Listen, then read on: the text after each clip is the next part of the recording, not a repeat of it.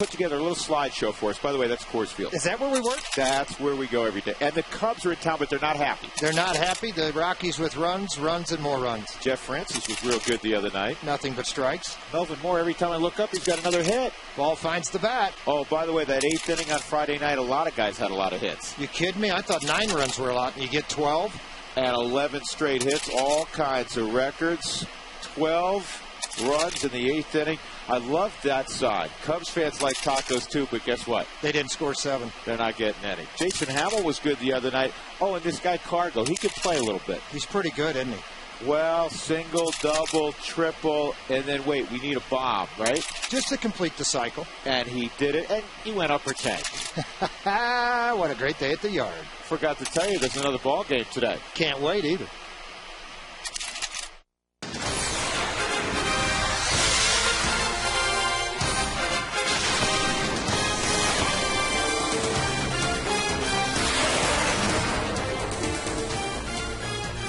Coors Field getting warmed up. Who knows what's in store next? It's a gorgeous afternoon. High fives, fist bumps around the dugout as the Rockies try to make it 4 in a row as they look to sweep the Chicago Cubs. The Rockies at 54-50.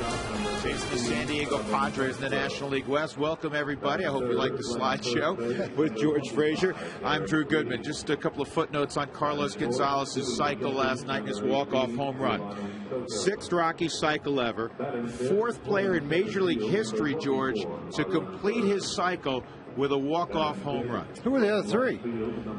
They had to be pretty good. I believe George Brett was one. I wouldn't surprise you one bit, but last night he was some kind of special, wasn't he? Oh, my gosh, what he did last night. First career cycle for him, but then to end the ball game the way he did. I mean, this was just off the charts to be able to do what he did last night, to come in one of the better left-handed relievers in baseball. With Marshall on the mound, he does this and just watch it. And players like to say, when you hit them like that, you watch it and you wait for the party at the plate. You know, it's one thing to hit it out, huge moment. How about hitting it 462 feet out in the 3rd deck? They don't go up there much. Well, the guy that bought the ticket, I don't think he was anticipating getting to see a ball in the 9th inning from Cargo that high and that far. He is a special player, and the Rockies have it going in the right direction.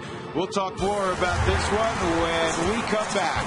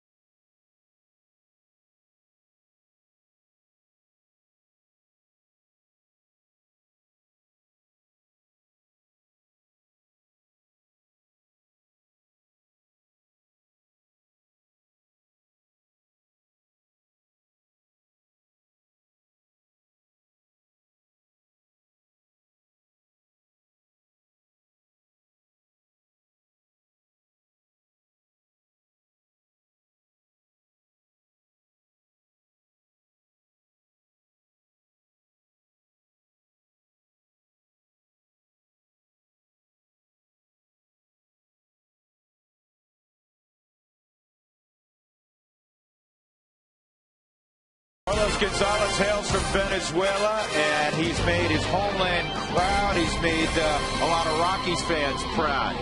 What a terrific young man, Carlos Gonzalez. What a terrific ball game he had last night. What a terrific season he is having. More on Cargo in a little bit. Jorge De La Rosa will take the baseball for the Rockies. And, George, he's a big key to the Rockies over the next couple of months, and will be opposed by a guy who was very good early, Carlos Silva. He's been very, very good, and look what he's done out on the road. But for De La Rosa, for me, 2-0 against the Cubs, you got to have a good feeling going out with an 0.64 earned run average against this ball club as he made that walk to the bullpen with Bob Apodaca today. He's handled right, left. Some people said he didn't have very good command of his breaking ball. We saw the first two shots, pretty good command there with it.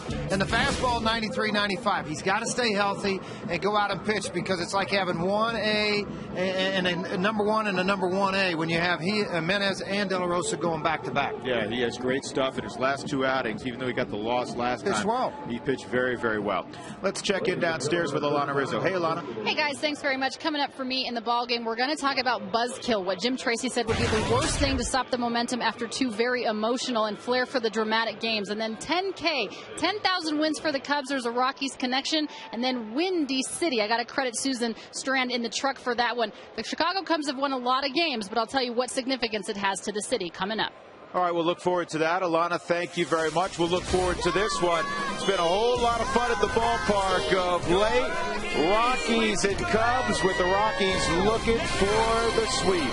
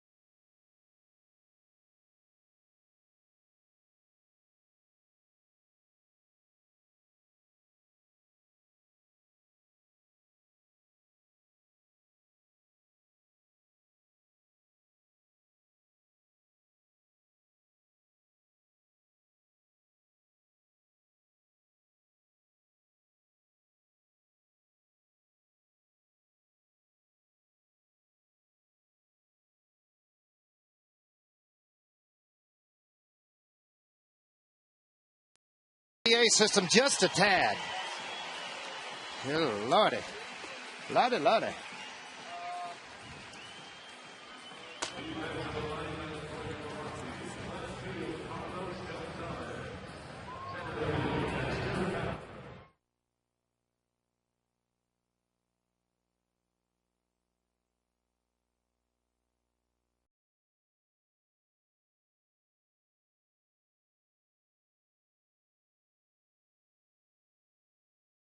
Baseball on FSN is brought to you by Quest High-Speed Internet. Get blazing fast speeds that won't burn up your wallet. By E470, quick, easy, and available to anyone. Test drive it today. By Ford Taurus, the all-new Ford Taurus. It's America's most innovative full-size sedan. Ford Taurus, drive one.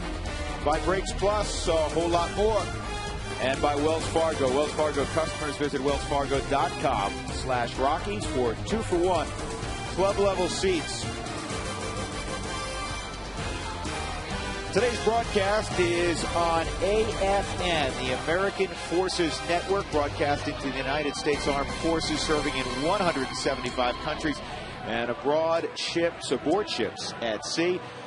They're watching around the world in Iraq, Germany, Italy, Southwest Asia, South Korea, Japan, and many other places. Welcome to Coors Field. Drew Goodman, George Frazier, Alana Rizzo. The Rockies have won 3 in a row, trying to sweep the Chicago Cubs. As you look in at Tyler Colvin, who's a rookie, originally out of Clemson University, former #1 pick, and he is enjoying an 8-game hitting streak. He'll be followed in the lineup by Starlin Castro at 305. Derek Lee tied the ball game last night with a 8th inning, 3-run home run. Giovanni Soto will bat cleanup. He has swung the bat well against lefties this year. So has Marlon Byrd. Alfonso Soriano, Jeff Baker, the former Rockies at third base from Aramis Ramirez. Blake DeWitt was acquired yesterday from the Dodgers. He's in there at second base. And Carlos Silva is pitching and batting ninth. First pitch is brought to you by Domino's Pizza. Text keyword pizza followed by a space and your name to 95323 to receive your Domino's special offer. And to be entered to win a pizza party for 12, one weekly winner will be chosen. Well, De La Rosa's last 2 starts have been pretty special. 13 innings, 9 hits, 346 earned run average, 16 strikeouts. Yet he doesn't have anything but a little pat on the back to say good job. Unfortunately, lost the last ball game when he pitched very, very well. He's only received an average of 2 runs in both of those ball games for run support, which is a contrast to last year where he got great run support. There's a category no pitcher ever wants to lead the league in, George, and that is attaboys. Yeah, you don't like to pat on the backs and say thanks for the good job. Unfortunately, didn't come up with a W on that day. Well, that was a fastball that just disappeared down, and it's 1-2 on Tyler Coleman. Good pitch, good location, down, explosive because he's sitting waiting on the hard slider. He got a good fastball. Here's the 1-2 from De La Rosa, and see you later. He turned that fastball over at 88. Well, that thing disappeared even more than the previous pitch. Let's take a look at the scouting report on De La Rosa, who can ring up those punch-outs. Well, he can do it with that hard slider. 80 fastball and changeup. 3-3 record on the year. Just don't pay attention to the earned run average. A couple of bad outings had created a high ERA. So Starlin Castro steps in on an 86-degree afternoon. And Castro slashes one foul. Take a look on the Hyundai cam, George, of that punch out. Well, see the hard slider. You'll see a red dot start to appear in the back of the baseball. That's what you see on that hard slider. But because of his hard downward plane, he creates good velocity and tilt to the baseball.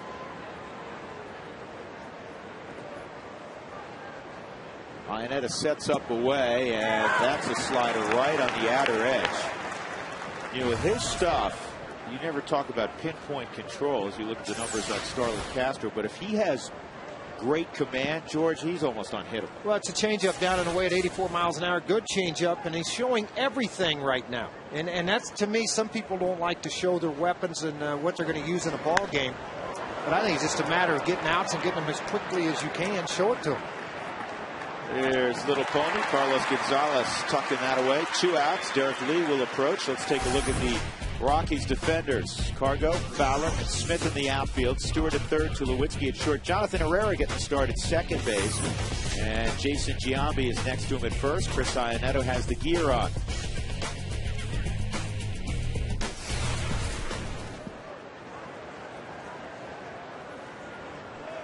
Here is 35-year-old Derek Lee. Curveball, and Chris Iannetta holding that for a long time for the young umpire Mike Estabrook. Did get the strike call. Lee has always hit out of a wide open stance. And a bullet back up the middle.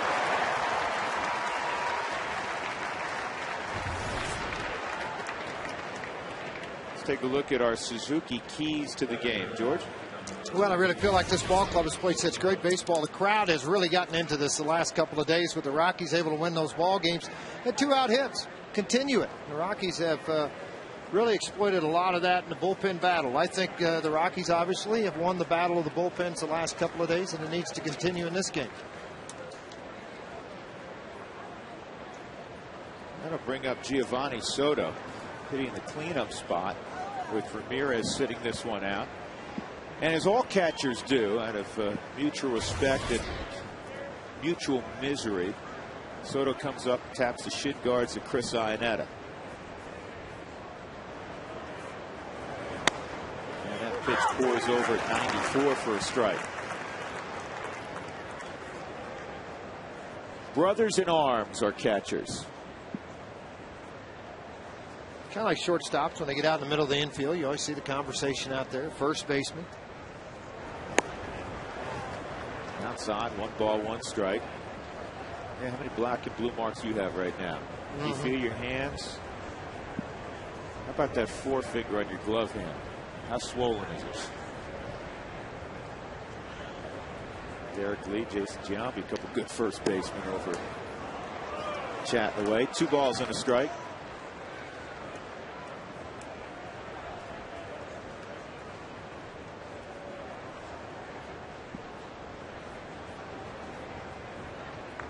Two good guys who've had marvelous careers. 2-1 and an easy play for Tulowitzki. He kind of got it in between hop. It'll be an error on Tulowitzki, and tour board for Marlon Byrd, who has hit .379 against lefties this year. Well, yeah, and again, Tulowitzki's made a couple of errors in this series, but it has been on balls just like these. Just slow rollers. You're waiting on that hop to get to it because of the strong arm that he possesses. You can see Johnny Herrera go to the bag and it just bobbles. On the Hyundai Cam, second hop comes up, catches him right on the heel. Kind of had a funny hop there as it got to the glove. He does not make a habit of making many errors. One of the top fielding shortstops in the game since his arrival. So De La Rosa will have to throw a couple extra pitches, and he'll have to deal with the all-star Marlon Byrd. Ground ball to third. What a play by Stewart. Now can he get Byrd at first? No. Blocked by Giambi. It'll be an infield hit, and the bases are loaded for Soriano. Well, you can't fault De La Rosa. He keeps making pitches. Absolutely, he keeps making pitches. That's right. 1 ball hit hard the whole time. Derek Lee. This is just a great play, though, by Stewart. Playing off of the line to backhand it. Now, he has no option to go to second base. His only is over to first base. Giambi does a good job backing up, assume the catcher's position, take it off of the chest, and keep it in front of him. I like what Giambi did there. He came off the bag to go get the baseball. You see a lot of guys sometimes will try to stretch or extend themselves, and backhand, you get into trouble. 2 outs, and the base is loaded. And De La Rosa, who a lot of times will run up the pitch count, he's thrown only 14 pitches. So, again, the error creates that. First pitch swinging on the ground ball to third base. Second pitch swinging by Derek Lee. Soriano, a dangerous man, 18 home runs. And that's in there for a strike.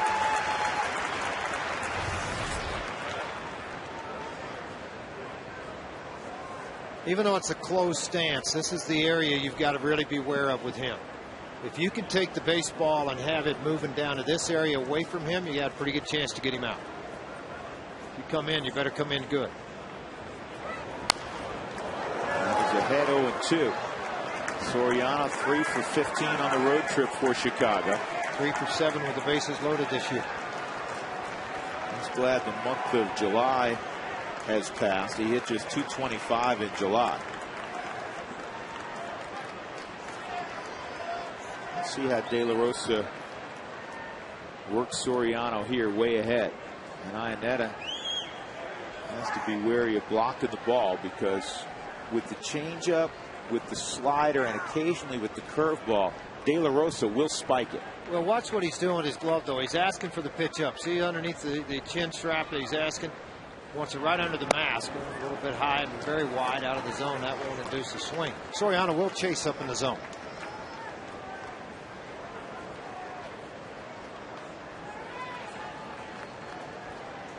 Nothing gives a pitcher more confidence when a catcher calls for a slider in the dirt, knowing that you're going to block the baseball with men at third.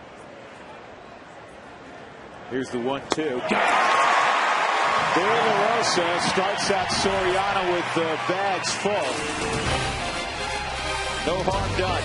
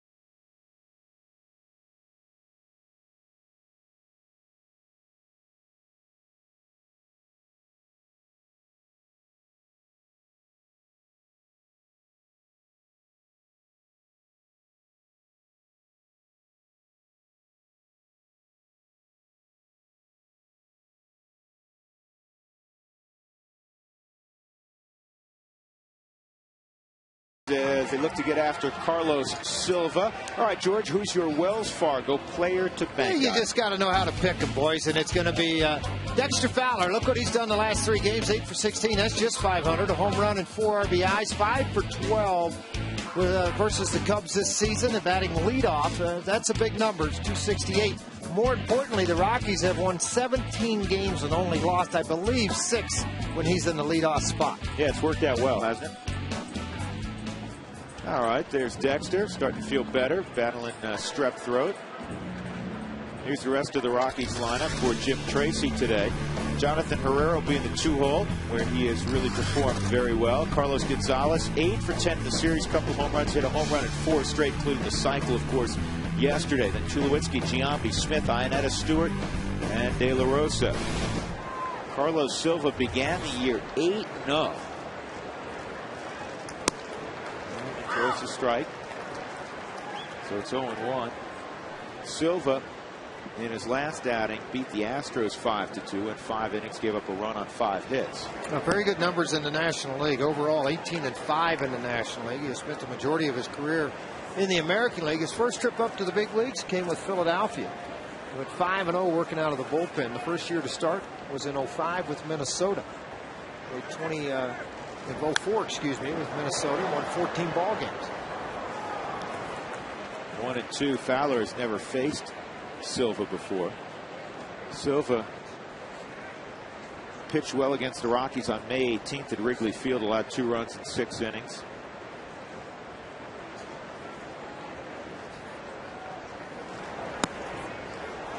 Off the plate, and it's 2-2.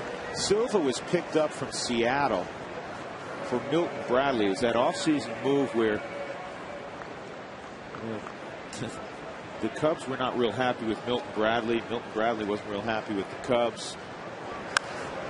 And for Silva, he never performed up to previous standards with Seattle. So you took 2 players where it hadn't worked out, big name players, and you swap them. And for the Cubs, Silva's been good. Silva was 5-18 in a Mariner uniform. That's after double-digit wins 3 of the previous 4 years for Minnesota. And this 2-2 is hit in the air to right center field. Tyler Colvin. And the center fielder Bird will take it. 1 out. That'll bring up Johnny Herrera as we take a look at the scouting report on Silva. Fastball's 89-94. Typically, it's going to live in the range of about 91-92. He'll touch 94 occasionally. Hard slider and a changeup. He toyed with a curveball in spring training, but went back to the 3-pitch mix and really commands all 3 of those pitches.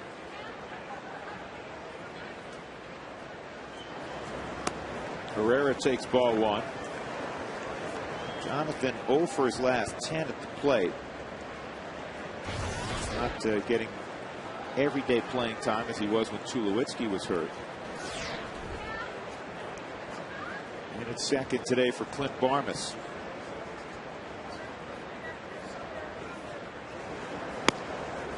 One ball, 1 strike.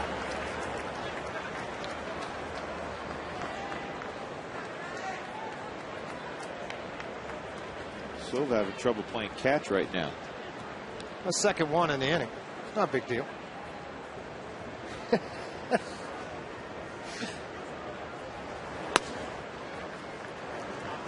Got that one. He's just got to get Soto to quit throwing him cutters and sinkers and just throw it back to him.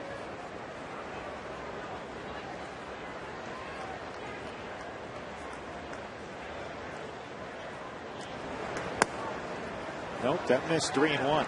Gonzalez on deck.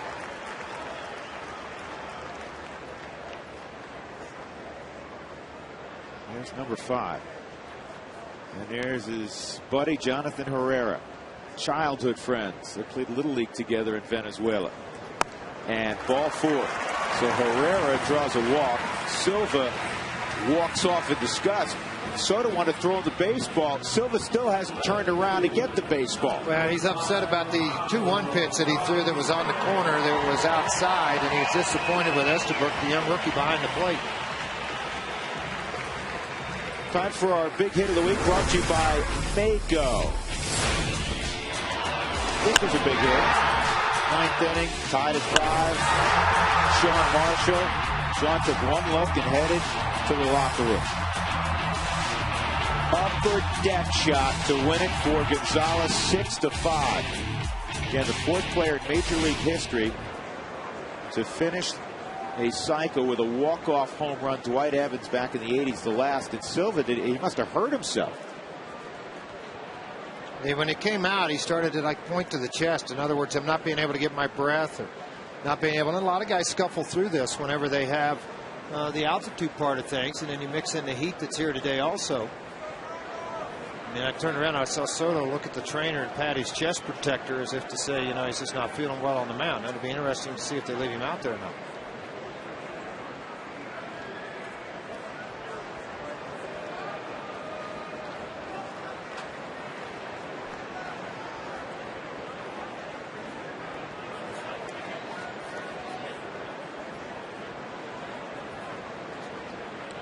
Well, everybody handles the altitude differently. Think back to when Hakeem Olajuwon, George, would come to town with the Houston Rockets. They had an oxygen tank right next to the bench, and he just hated playing. Dusty Baker uses it here with did with San Francisco. He does it with Cincinnati when they come to town. So here's Gonzalez with 1 on and 1 out. See what he does for an encore today. 8 for his last 10. He's now 2nd in the National League in hitting at 321. He's in the top 10 in RBIs. He's in the top 10 in home runs. He's 2nd in the league in hits. And this is line to center field, and it's going to jump. Well, that's 5 hits in a row. Easy game, isn't it? So I guess he and Melvin Moore combined are 11 for 11. Is that what you're telling me? Melvin is 6 for his last 6. Let's take a look at the Cubs defensively. There's Melvin.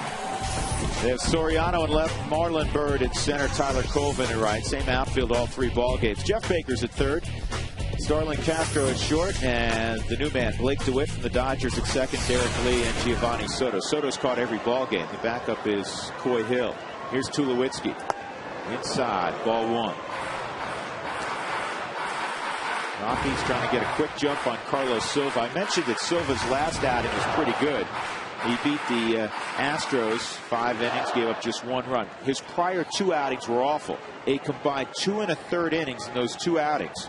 He gave up 11 runs on 13 hits. And this ball is hit deep straight away. Bird chasing, not going to get it. And it short hops and goes over the wall, which is a bad break. So Gonzalez will have to go back to 3rd. The Rockies lead at 1-0. The 40th RBI for Troy Tulowitzki. 500th game for Tulowitzki to play in today, and now with that career of 74 home runs, 282, make it 283 RBIs for Tulo.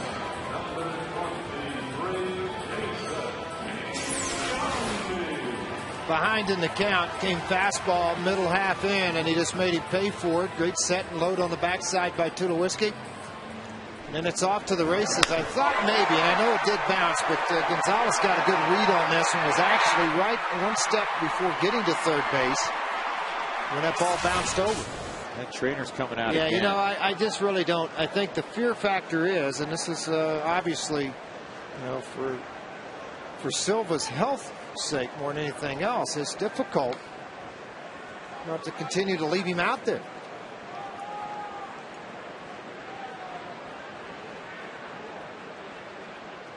Yeah, when the trainer comes out twice in 2 hitters. Well, it's the head trainer's out now. And I mean, it's just a phone call. I mean, it's just don't toy around with this.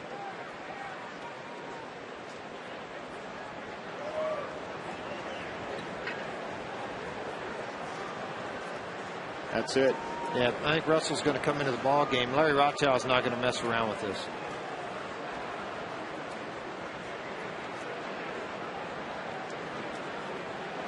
So Silva is going to leave after pitching 1/3 of an inning.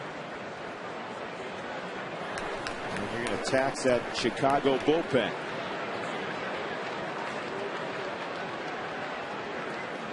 James Russell will have as long as he needs to get loose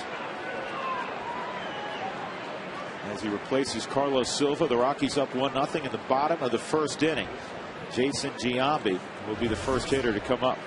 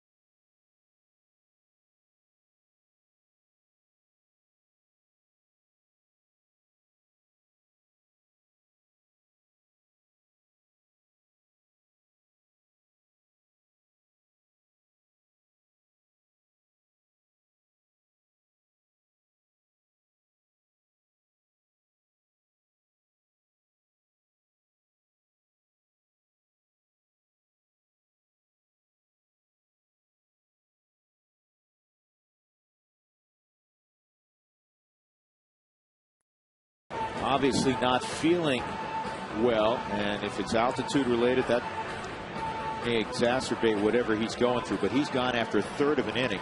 So James Russell, who the Rockies saw on Friday night, pitched well for a couple of innings, will be asked to eat up probably more than that if he can today. Rockies already pushed a run across. They have runners at second and third after the Tulowitzki double. Giambi will be the first to face Russell. Today's kid question is brought to you by Promoting Responsible Fatherhood. Be there for your kids. It matters. Let's go outside the ballpark to Alana Rizzo. All right, guys, thanks very much. We are out here by the Coors Clubhouse, and I'm with Brandon and Chase Hodge. And Chase is 6 months old, so it's a little difficult for him to ask the question. He likes to hold the microphone, but we're going to let his dad ask. All right, Brandon, go ahead. What sort of superstitions do the Rockies players have? All right, I know a few of the superstitions that the Rockies players have, and I'll go ahead and send it back inside to Coors Field and see if you guys can answer that question. All right, Alana, thanks very much. We're not answering it until the little guy asks the question. Why you got to be like that? Because the little guy was really cute little baby. How you think Dad got on camera? It's like rent a puppy or something? Yeah, I mean, I got a cute kid. Let me have him on camera. Yeah. Superstitions, #1 in the clubhouse. Todd Helton, and Off the charts. People know that. Off the charts. Does a lot of different things with the same bat. He'll use other players' bats if he gets a base hit with it. Same socks, same everything. I mean, it's all this stuff that you got. It's a little laundry list. Small. He has literally, folks, in front of his lockers, it's like a condominium. He has like 30 pair of spikes, and he's been known. Well, he's been known in the middle of the game to change his spikes 3 or 4 times. So Helton's easiest to talk about when you talk about superstitions. But George, you spent a lot of years in a clubhouse. Oh, sure. There's not a player that doesn't have any. You know, I had some that were maybe I went out to do them because they were afraid I'd have a bad ball game. You know, I never missed a national anthem in my 14 years of playing baseball. To honor my dad and my brother, who were obviously in the war. And then the others, I always put the right sock on first versus the left sock. You know, I had the same pair of underwear till the holes blew out in it, to where it just didn't even look like cloth anymore. And George, wore those all the time. And as a broadcaster now, George always puts this side on first, the right. What do we call this headset? The right ear first, and then the left ear. Something like that. And then he's ready to broadcast a winning ball game. Well, the pin's been roughed up a little bit. That's to say the least here. The one guy that has not, though, is this guy that's in the ball game right now, Mr. Russell. He pitched well the other night, Friday night. His father pitched for a long time in the big leagues with 4 or 5 different organizations. Good slider and a very, very good fastball. Good arm. Well, Giambi tried to ambush him. I think he thought he was going to get a first pitch fastball. He got a slider, was out in front. Look at that, 25 punch outs. George has 4 walks. One out. Giambi can drive in some runs here. And he's behind 0-2. He still hasn't gotten anything straight. The hard part is when you're facing somebody that you don't know the arm angle as much, and it looks more than likely, Russell's probably going to be out there for 1, maybe 2 innings at the most. That it's hard to hit off these guys. They'll have to go to their bullpen. If they're down in this ball game, I would anticipate Trammell to lose out, unfortunately, at a funeral at Tampa. But I would think that, he can't go very deep or very long. He's got to try to win a ball game. 1-2 on Giambi, who hit .409 in the month of July. One of the top averages in the National League. He's always had a very good eye. 2-2. Seth Smith on deck.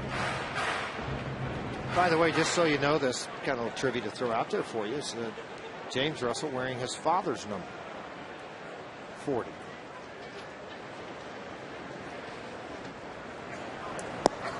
And it's 3-2.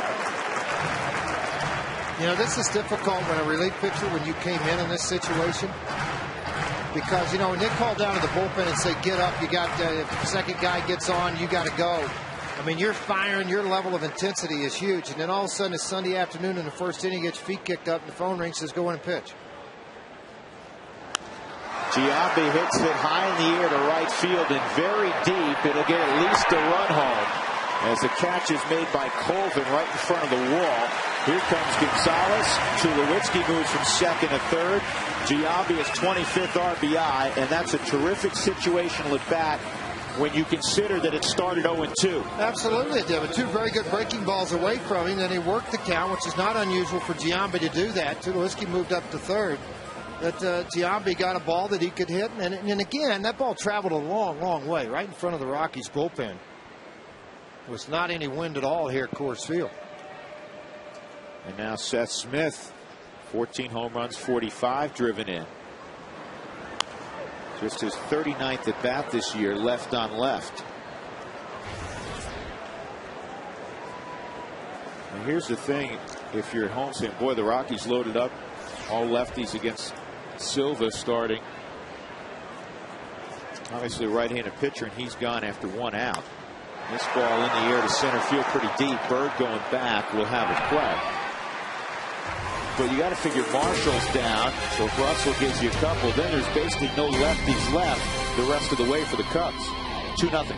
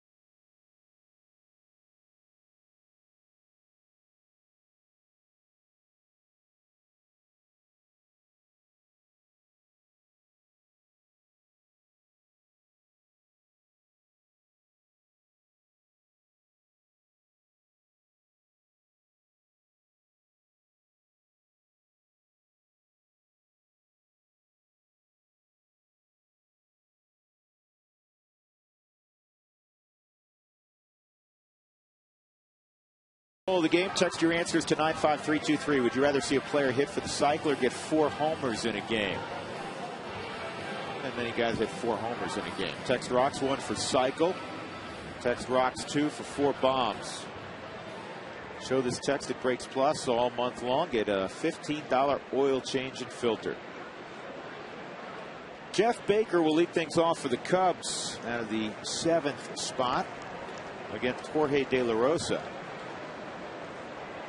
First start of the series for Baker. He did pinch hit on Friday and had a base hit to right.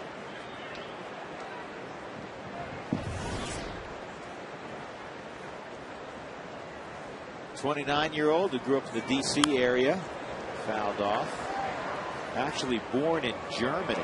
His father, Colonel, West Point grad.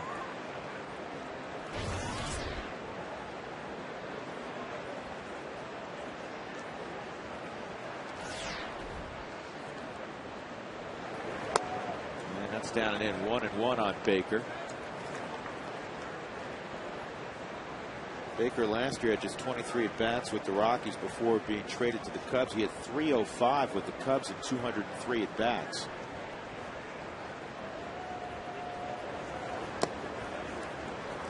De La Rosa misses 2-1. Well, sometimes you worry too as a manager when you have a long inning like that.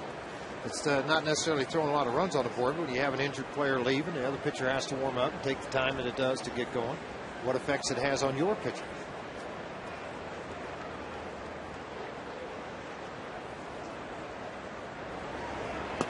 Changeup and a beauty. Baker way out in front, 2-2.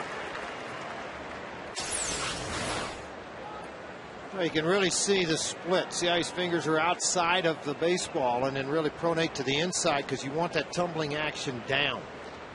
As the pitch comes in, Iannetta's glove goes up, but then the ball goes down at the very end and you get a swing and miss. 2-2. And time through. Did that get leather, or now Baker's going to move up to second base? Going to be a double.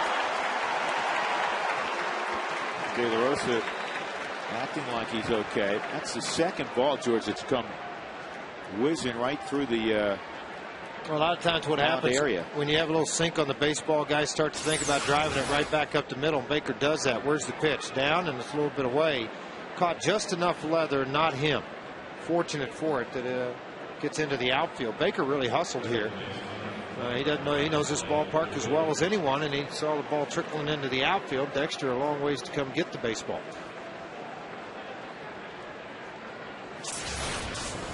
So a leadoff double for Jeff Baker, and Blake DeWitt steps in.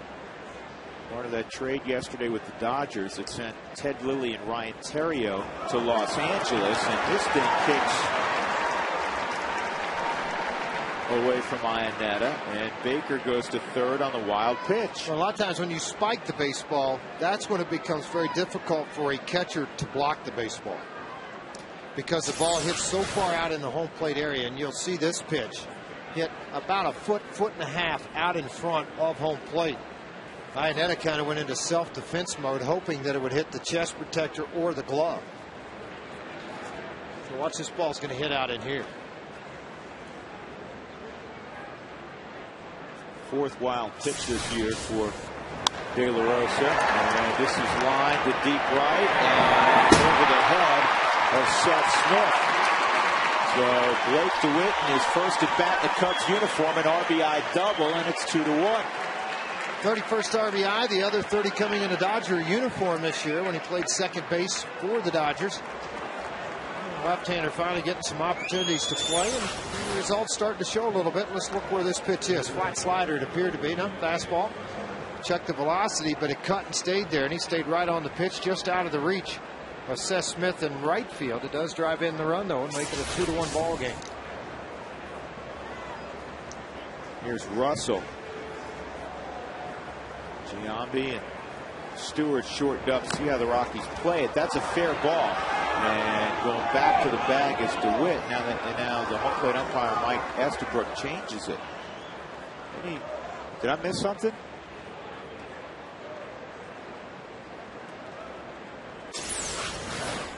See where this ball hit. Oh, double hit. Yep.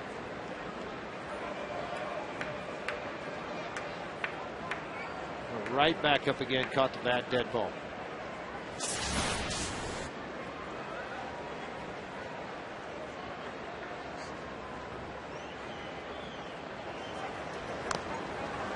Almost did it again.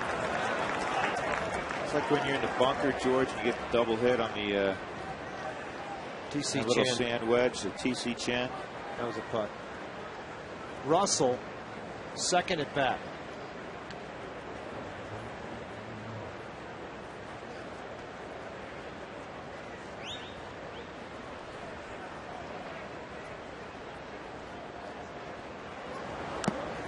And he's gone. One out. Just to clarify, I think Chin did double hit it out of the sand. There was another guy. Was it Watson? Somebody doubled quite a bit. Who cares? That'll bring up Tyler Colvin. Let's take a look at our Excel Energy fun fact. The last team to have a no-hitter and a player to hit for the cycle in the same season was the 1993 Seattle Mariners. Chris Bosio threw the no-no and Jay Buhner hit for the cycle. And Arizona joins the Rockies, or the Rockies join Arizona. Edwin Jackson, the no-hitter. I'm trying to think who had the cycle for Arizona. We'll find it for you. You could save up to $100 by leaving your thermostat between 72 and 78 degrees this summer. Find more cooling information at responsiblebynature.com. Colvin pops it up. Ian Stewart will have it 2 outs.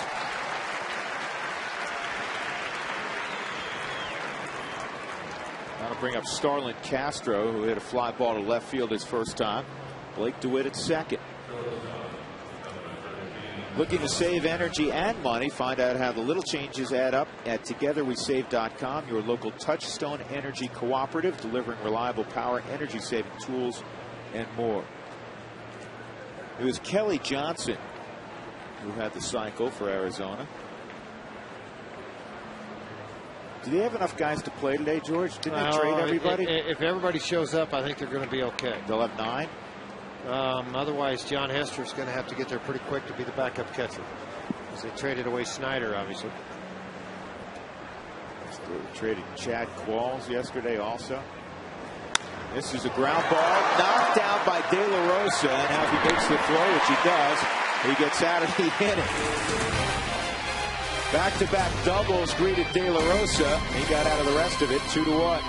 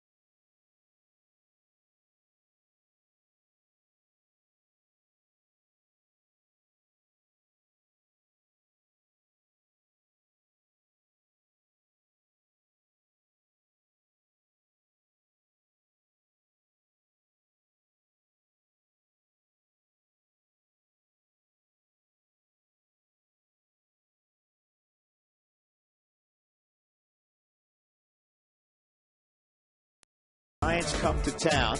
Giants won 2-1 yesterday over the Dodgers. And then it's off to Pittsburgh and New York to face the Mets.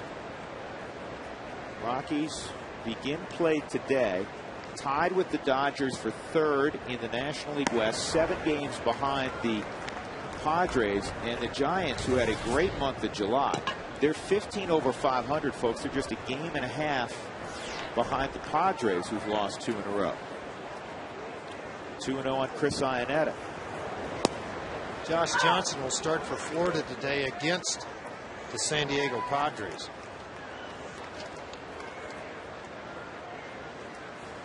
John Garland goes for the Padres. Garland's been good for the Padres. I like Johnson. Yeah, he's kind of special, isn't he? Good matchup, too, with San Francisco today. And there's the crowded National League West. Very good young pitchers going today, and Clayton Kershaw and Matt Cain. That's a real good matchup at AT&T. Leadoff walk for Iannetta. Ian Stewart coming up. This Date in History is brought to you by Dex One, as it always is. Marketing solutions, business results. Back in 1924 on August the 1st, Dazzy Vance struck out 7 straight Cubs to establish a then Major League record, since broken. The Hall of Famer compiled a 28-6 record that season and led the National League with 262 strikeouts. Stewart takes inside, ball 1. So who broke the record? You said the record has since been broken. Well, I know that Seaver and Kerry Wood struck out 10 in a row. That's the correct answer. Was it just those two? I believe so, according to Doug Marino.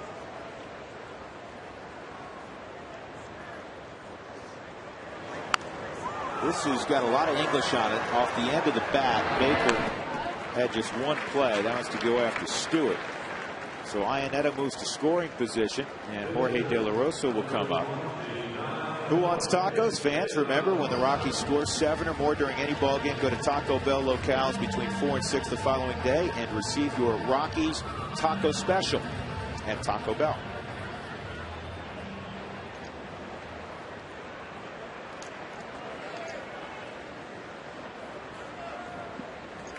De La Rosa has 3 RBIs this year. A couple of hits. And back up the middle. And around third, Iannetta will get the stop sign. De La Rosa said, what do I have to do? I had a ribby there. But to the credit of Marlon Byrd, he got to that baseball pretty quickly. And naturally not playing real deep against the pitcher. Well, you got to look to make sure this ball doesn't get caught, because they were pinching up the middle, too, at second base. And it's a line drive right back up the middle. Once it got by and into the outfield, Iannetta had a chance to take off then, but Bird charged hard, too. Iannetta was on the move, anticipating to be sent by Richie Dowd. First and third for Dexter Fowler, who hit a fly ball to right center field his first time up. There's 1 out. Dex had some lift in his swing there, which, you know, with his speed, there's a couple of ways you can get that run home. He's a very difficult man to double up. These are the at-bats that Jim Tracy talked so much about. That's on the corner. 0-2. Now you got to dig in. If you're Fowler, you got to find a way to get it in play. Because if you get it in play, there's a high likelihood you'll end up with another run here in a 2-1 ball game. This is the kind of situational at bats where the Rockies failed miserably on that 2-9 road trip. Inside, Giambi had a great situational at bat last inning. Great situational bat, worked an 0-2 count to a 3-2 count, and it flew deep to right to drive in a run.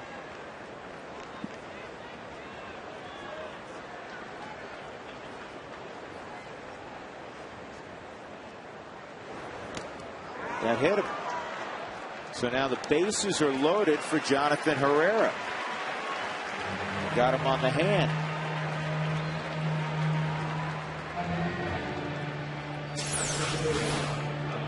Hyundai Cam's going to tell the whole story right here. You're going to see him take it, try to get it out of the way off the back side of the hand.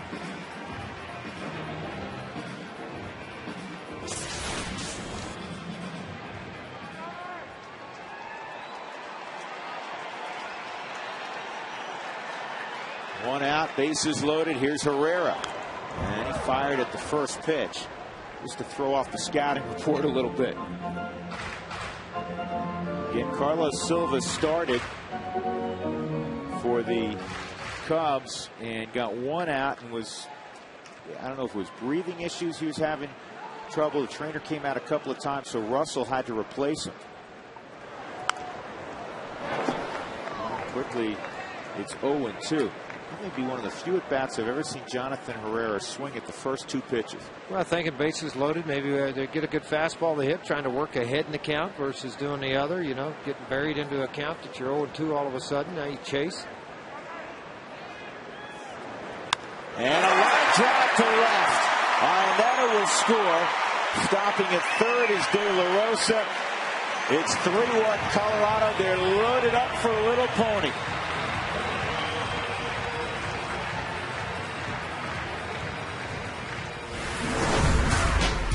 Time for our player of the series, and Carlos Gonzalez. I guess 9 for 11 would qualify you for player of the series. A cycle and a walk-off home run in the same ball game Saturday night. Player of the series presented by the Colorado Association of Mechanical and Plumbing Contractors. To have your next building or service project done right the first time, visit jobdoneright.org. One of the things we failed to mention about the cycle last night for Carlos Gonzalez, he had 5 at-bats, George. He also had a sac fly, which was huge in the 7th inning because it gave the Rockies a 3-run separation again. But all of his at-bats came against left-handed pitchers. Well, that's something that I've always been mystified by, that guys have great success at the minor leagues. Young players come up and they only play against right-handed.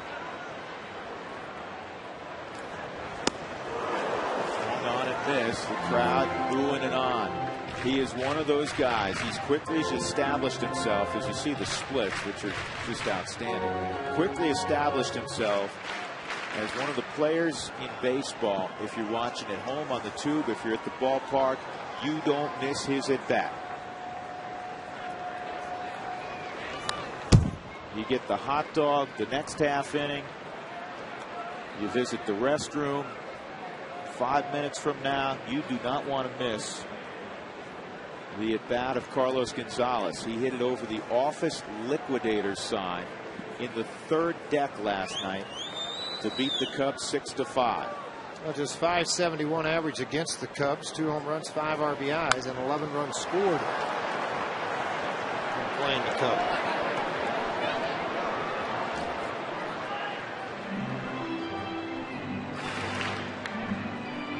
Two on Gonzalez. He singled in the 1st inning and scored.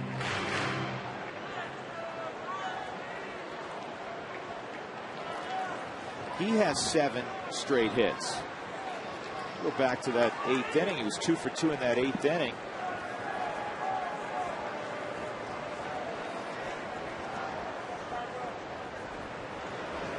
And it is pulled off the bat. Somehow Lee got there and then it hit the runner. Everybody's going to move up. 2 runs are going to score. Herrera to third. 5-1 Rockies. I can't believe Lee made a play on that.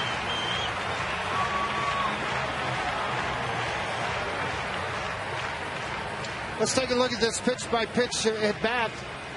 Ricardo, first fastball was a 90-mile-an-hour heater on the outside, swung and missed, came right back with a fastball fouled off, then hard fastball again.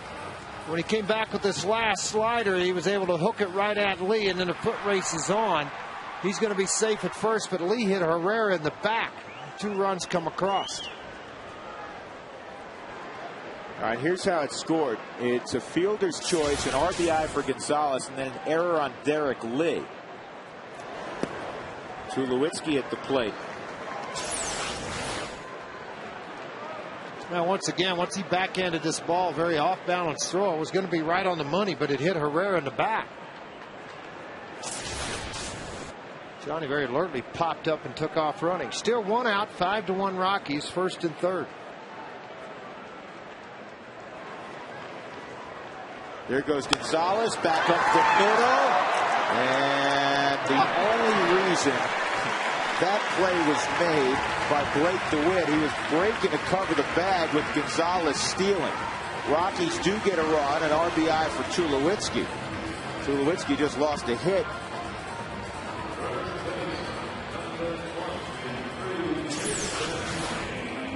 Now another look at it. I mean, as the runner goes, so does DeWitt. He backhands the ball on the shortstop side, and then a very off-balance throw to first base and Derek Lee to get the 2nd out. Tulowitzki, 2 RBIs in the game, 41 now in the season. Giambi fouls it off.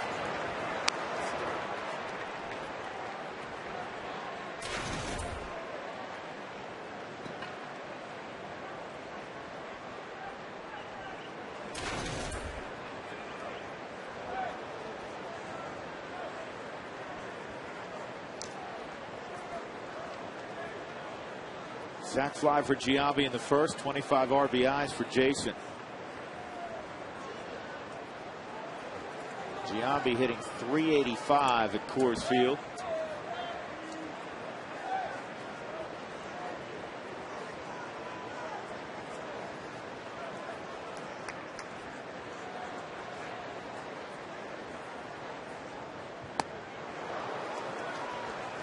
Oh, 2.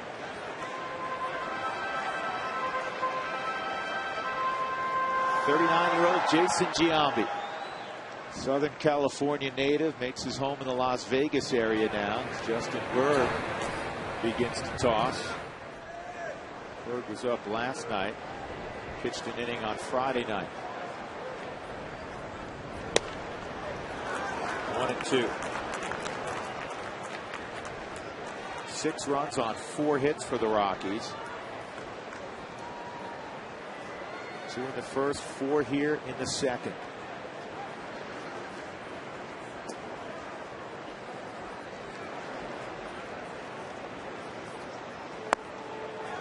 And here goes Giambi, George, doing his thing, working himself back into a count. Work into a fastball count, get something, drive hard, couple of outs, maybe get a ball in the gap, drive in the other run to make it a 7-1 ball game. The Rockies on top after throwing that 4 spot here in this inning, 6-1. Marlon Byrd pretty shallow in center.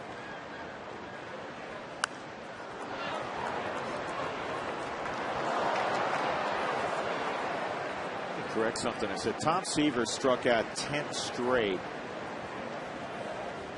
Kerry Wood never did it. I thought he had done it. Seaver struck out 10 straight.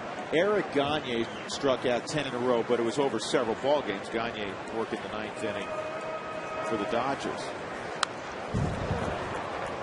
Guy to strike out 10 in a row in the same game, the Hall of Famer Tom Seaver.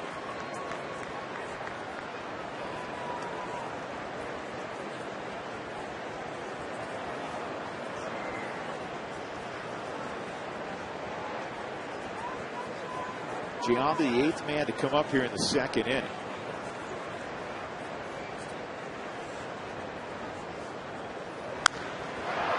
Gets underneath this one. Colvin in right center field will have a play. In the inning, the Rockies score 4 runs. They're up 6-1.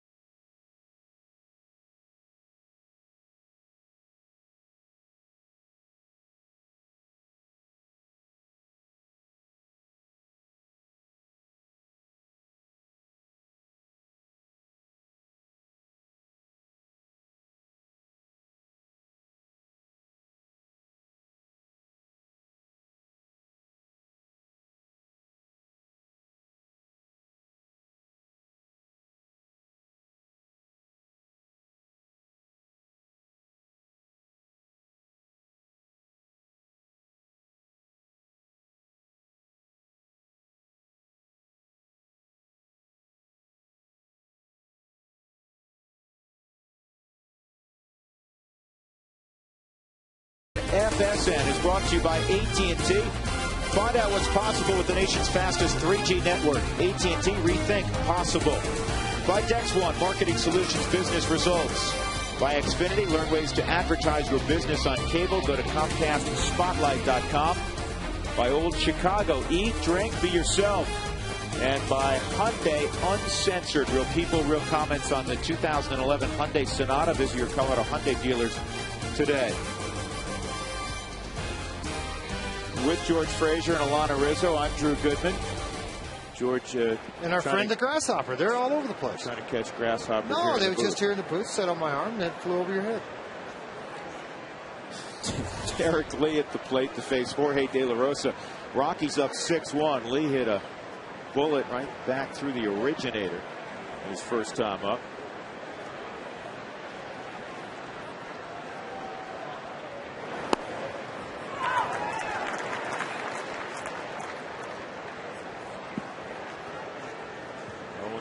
Lee.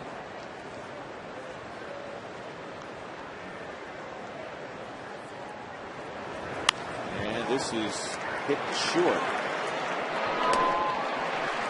One out. I'll bring up Giovanni Soto. Let's check in again with Alana Rizzo for this afternoon's great Colorado Payback Sideline Report. Alana. All right, guys, thanks once again. You know what, the Colorado Rockies offense has done a great job of keeping up the momentum that they've had in the last two ball games. And when asked earlier today, Jim Tracy said the biggest thing that can be a buzzkill when you're coming off of two emotional games like we've had Friday and Saturday is for your starting pitcher to not go deep into the ball game. He said we need Jorge De La Rosa to go deep into the ball game, have the length, and have the consistency. You remember his last two outings, he pitched relatively well, although there was that one or two early innings in the ballgame where he gave up some runs and the Rockies couldn't come back. So he's looking for length, consistency. So far, so good, guys. All right, Alana. What I need to know, here's the 1-0 on Soto. Did Jim Tracy, did he roll the R's as you just did with De La Rosa? Not as well. But I can tell you right now, he didn't do it. He said De La Rosa. That's what he said. De La Rosa. He's close. He's getting there. Everyone's working towards it, moving along. See, I don't want to show up Frazier, so I don't do it quite as well as you do. Okay. That's nice of you. 1 ball, 2 strikes on Giovanni Soto. How was I with that? She approves.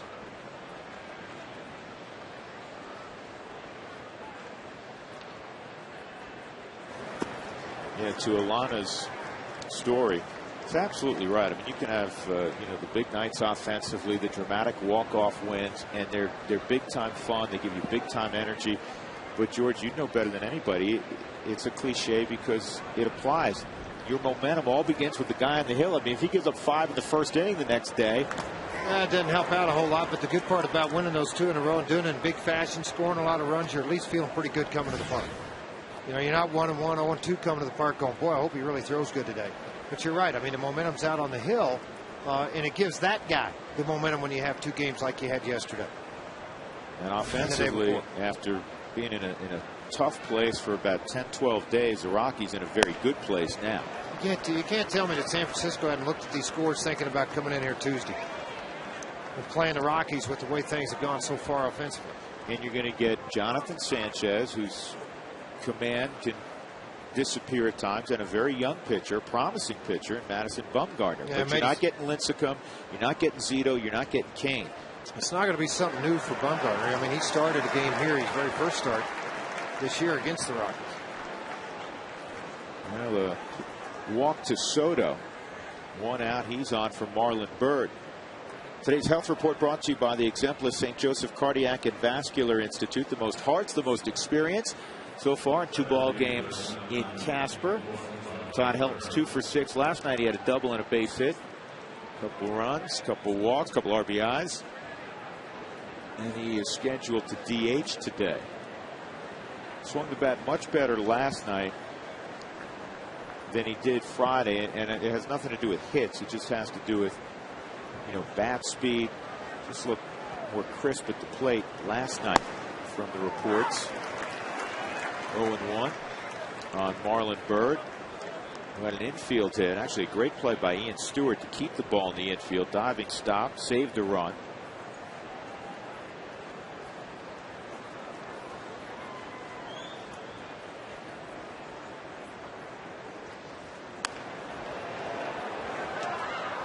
2. Cubs have lost 4 straight. It's the 4th time this year they've endured a 4-game losing streak. They've never lost 5 in a row. And Alan Trammell is the acting manager this weekend. Lou Piniella is back in Tampa attending a funeral.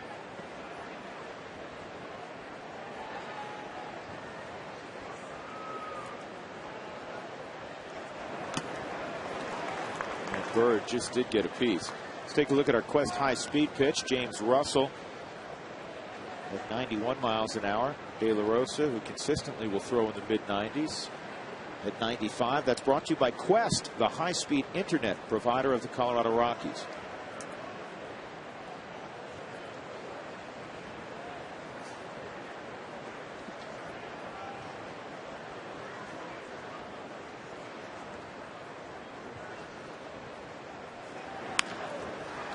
And on through the left side. Now there's 2 on with 1 out for Alfonso Soriano.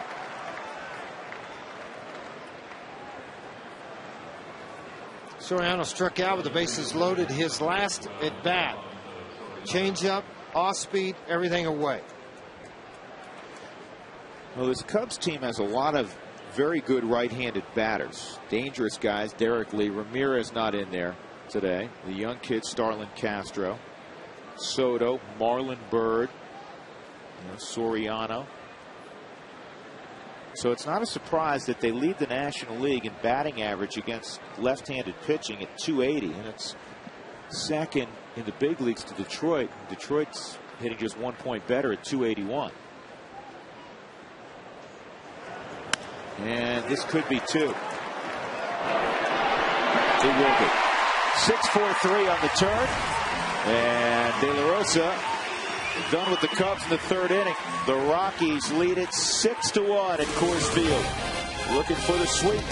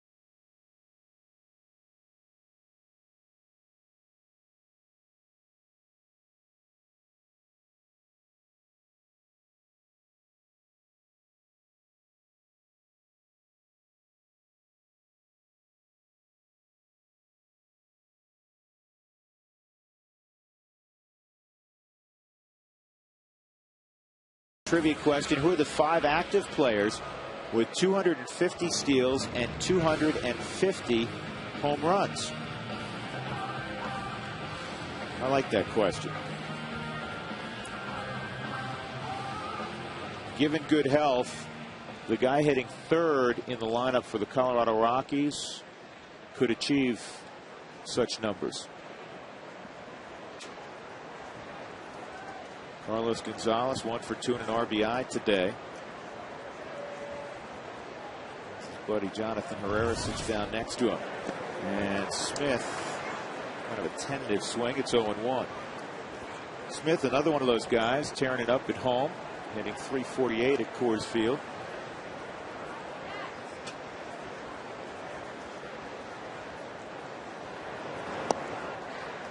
Well, don't forget the Giants coming to town. Drew and I were just talking about it. They'll come into town Tuesday and Wednesday. Day game on Wednesday. August 3rd and 4th. You don't have your tickets, pick up the phone and dial 1-800-388-ROCK or just go online to ColoradoRockies.com.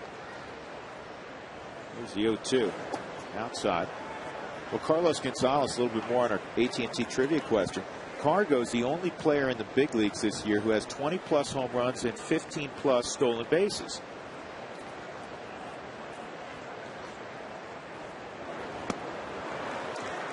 Strikeout of Smith, and that'll bring up Chris Iannetta.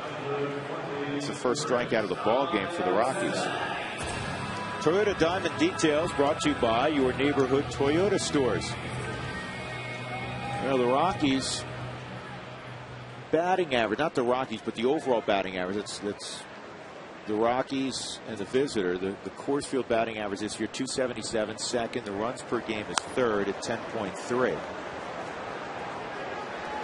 The Rockies lead baseball in the number of triples produced, and the ERA is the third highest. It is a great offensive park. That hasn't changed. It's gone down considerably since the advent of the humidor. But what gets, I think, misspoken about most frequently since the humidor and since the Rockies have pitched much better and their vast improvement in starting pitching is that the home run factor is not what it is at some other ballparks, i.e. Citizens Bank Ballpark in Philadelphia, Texas's ballpark down in Arlington, Cincinnati, Great American Ballpark, Milwaukee's Miller Park, U.S. Cellular on the south side of Chicago. All of those ballparks relinquish more home runs than Coors Field. Here's the 0-1 to Stewart. Doesn't surprise you about the triples, though, because of the vast area in the outfield at Coors Field. The Ponderosa yields a lot of them. And there'll be a lot of balls that drop in front of outfielders. You hope this one does. Well, I'll tell you what, I'm going to tell you right now, Soriano either did not see the ball or he just didn't flat hustle after it, one or the other. Because that was one of the softest jogs I've seen after a ball in a long time.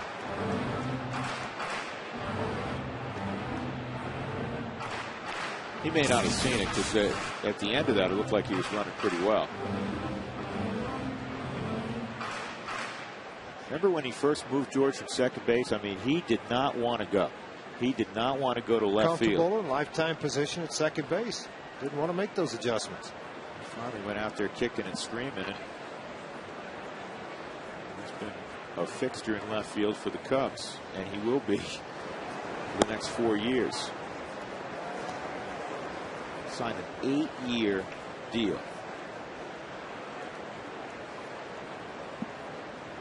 2 balls, 2 strikes.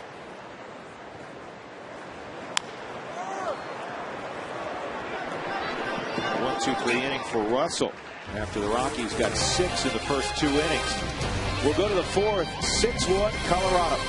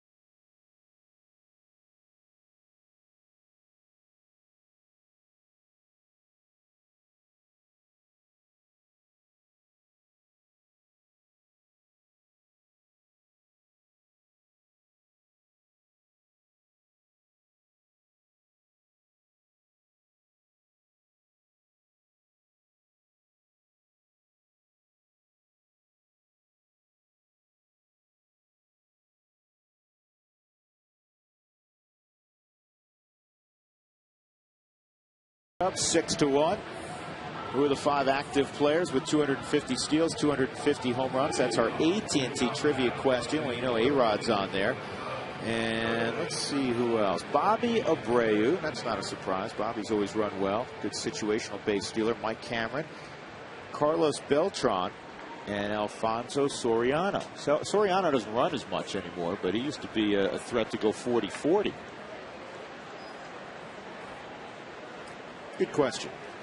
Jeff Baker had a double off the glove of the pitcher Jorge De La Rosa in the second inning. He has scored the only Cub run. Bottom third of the order. Blake DeWitt's on deck, and Baker takes a strike. Baker shows flashes when he's been healthy. Remember a couple days in September in 2006 with the Rockies, George, over 2 days. 4 pitches, he hit 3 home runs. Oh, I remember. And they were all, I believe, rockets to dead center field. He can hit them far.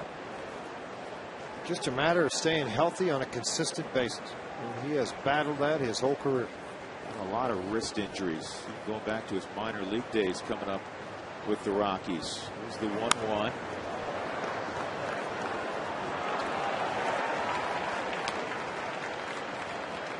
Good guy, pretty versatile guy. Jeff's a good athlete. He came up as a third baseman, originally signed at Clemson as a shortstop. Left side of that infield, it's been discussed many times, was Khalil Green and Jeff Baker at Clemson. He's moved to second over the last couple of years. Plays both spots. He'll play first base. And to strike out, De La Rosa strikes out Baker. That is strikeout number 4 for Jorge. All about location and elevation, and that's exactly what he did here on Baker. He elevated above the hands with a good fastball in the mid-90s for the strikeout. Just tidying up that AT&T trivia question. There are 5 active players with the 250 home runs, 250 stolen bases. Inside on DeWitt. 21 players all time. One just retired, Kent Griffey Jr.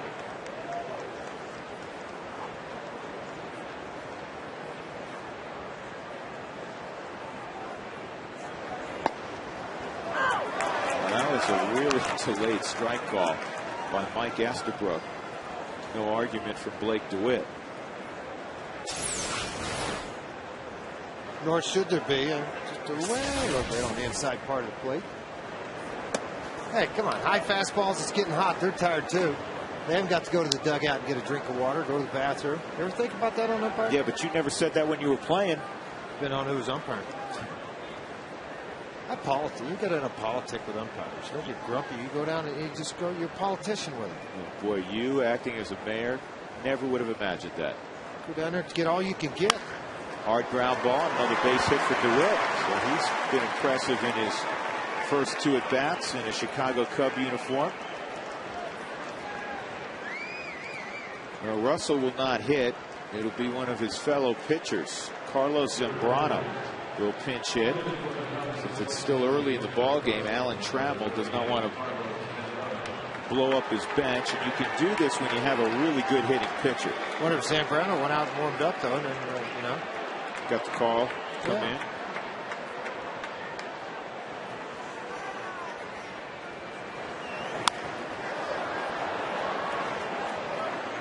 Zambrano loves this part of the game. All good hitting pitchers do. Probably another reason he's disappointed he's not in the rotation anymore. He doesn't get to make a start and get a few at bats. Career .237 hitter with 20 home runs. Carlos Zambrano, and so much is written about and video shown of his outbursts. He is a big, strong man. 6'5", 250, 260 pounds.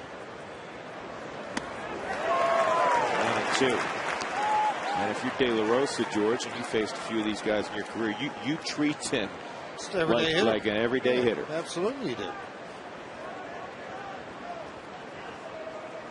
Don Robinson, George, playing still when you were? Absolutely was. He could hit. He really hit. Pirate.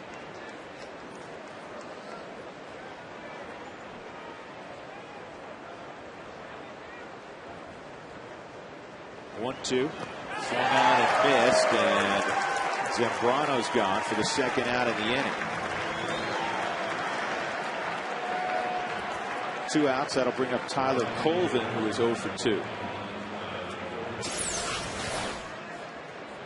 Just gave him a pretty good breaking ball right here. Didn't have an opportunity at all. Didn't give him fastball to hit, and he gets a strikeout. 6-1 of the ball game now for De La Rosa.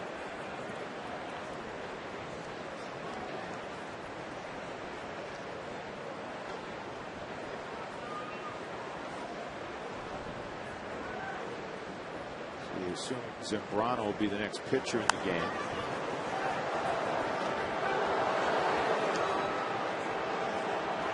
Oh, 1 on Colvin. Hit .277 as a minor leaguer in the Cubs system.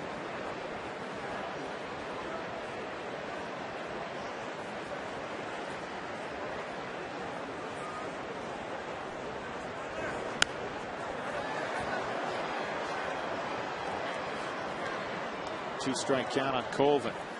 Runner at first is Blake DeWitt.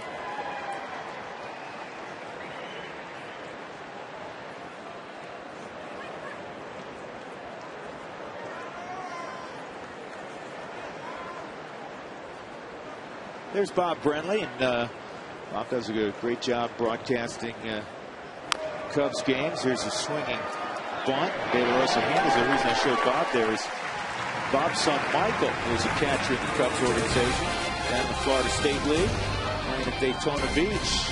Recently had a 20-game hitting streak, in fact. 6-1 Rocks.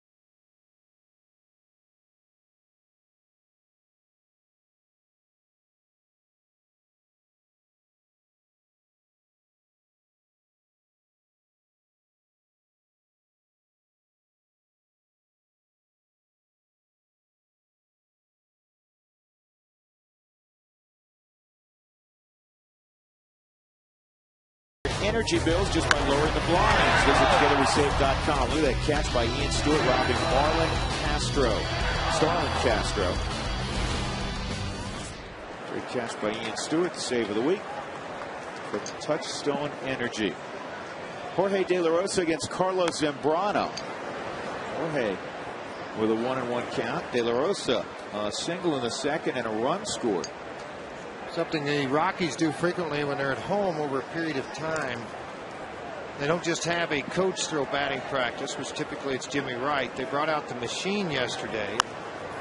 They dialed the machine up to 88, 90 miles an hour just so you get used to the swings and to bunt against that type of velocity versus bunting against a coach.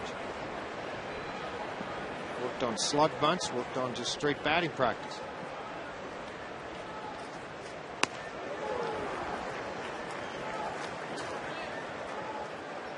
Carlos Silva went a third of an inning, gave up 2 runs on 2 hits and a walk. Russell went 2 2/3, gave up 4 runs, 2 earned on 2 hits, and guess who is 2 for 2? Jorge De La Rosa.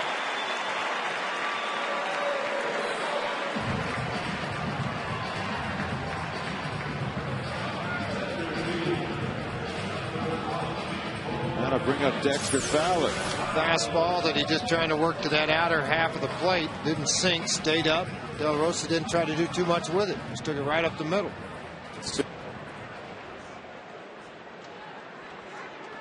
Zambrano's going to work out of the bullpen, my guess, till about the middle of August, and then maybe get an opportunity eventually. I'm going to talk to Larry Rothschild, but a lot of things have to fall in place.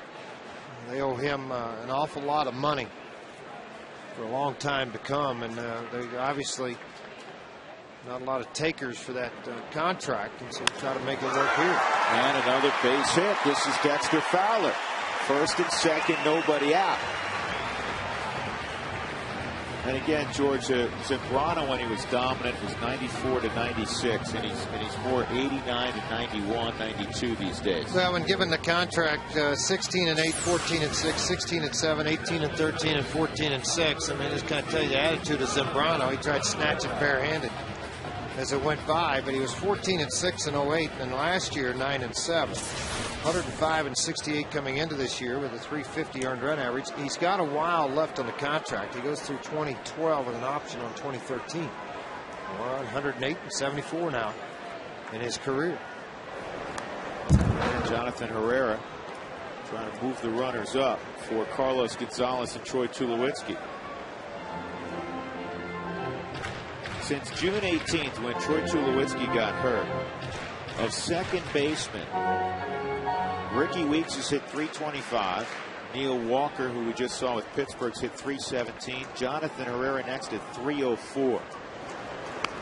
And that's a perfect bunt. Maybe not. You know what? I thought it was when he got it down. Zambrano, to his credit, really got off the mark, and he had the luxury of De La Rosa running. Well, as a pitcher, you don't get the same secondary lead. You don't do the things you anticipate. You're a little bit nervous. You want to make sure the ball gets on the ground. You don't get doubled off. And that hesitation of all those factors allowed Zambrano to get off the mound and get the out completed.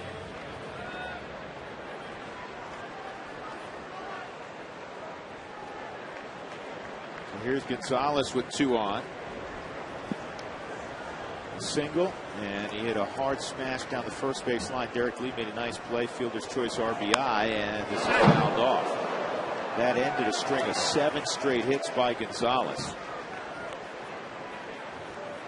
Hitting .322. Started the day trailing Joey Votto by 4 points for the league lead in hitting.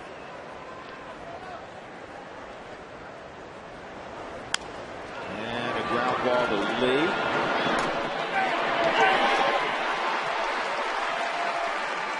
Two outs. And Troy Tulowitzki will come up. Troy's got a couple of ribbies this afternoon. Franco quote of the day, Ricky Gutierrez, former Chicago Cubs shortstop. They should just start the games in the 8th or 9th inning here. That's when all the weird things start happening. That quote 10 years ago. Melvin Moore's got a hit in 6 straight. Actually, 6 straight at bats. That's even better than a hit in 6 straight games.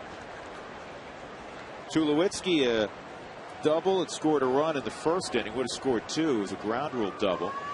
And an RBI ground out in the second, though. That was ticketed for center field, the base hit. Gonzalez was running in a first and third situation, and Blake DeWitt naturally broke to the bag to cover. And he said, ooh, ball's hit right at me. A nice backhand play and threw out Tulowitzki. 6-1 Colorado. Gonzalez not going. Ball 1. Let's take a look at the Amica hit zone on Troy Tulowitzki. Amica It's not how you're covered, it's how you're treated. Make insurance. Upright stance, obviously the average is much higher as the ball gets up into the zone, particularly out and away from Troy Tulowitzki.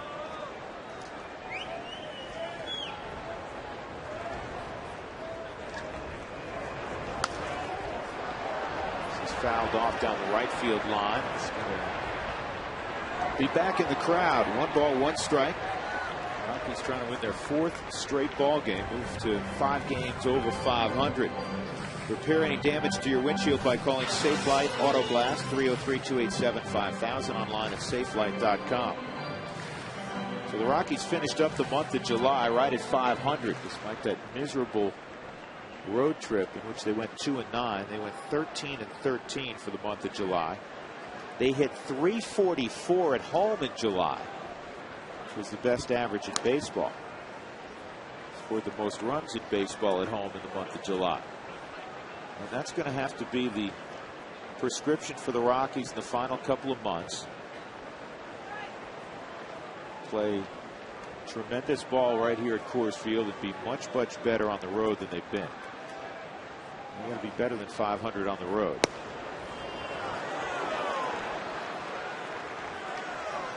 And it will start in a few days when Jim Tracy goes back to a place that he's called home the last few years, Pittsburgh.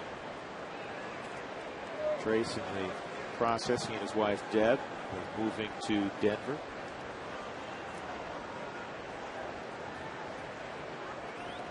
With the Beagles. The Beagles. Beagles, big part of the move. That's right. Said he knew he was in trouble. He came off that road trip 2-9. The next morning, the Beagles didn't even speak to him.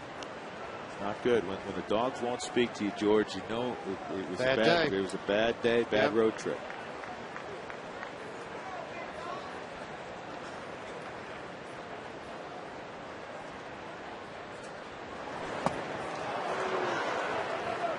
Two.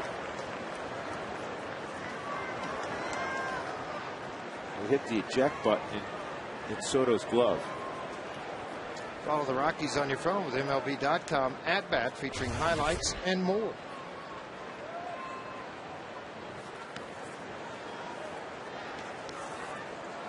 Soto's got a little 4-game hitting streak.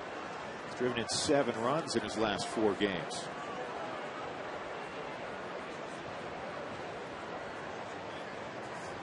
Two runners at first and third. 3-2. Giambi's on deck. Zambrano, the third pitcher utilized this afternoon against Silva, had to leave after a third of an inning, and the word we're getting from the clubhouse of the Cubs is that he was ill, nothing else.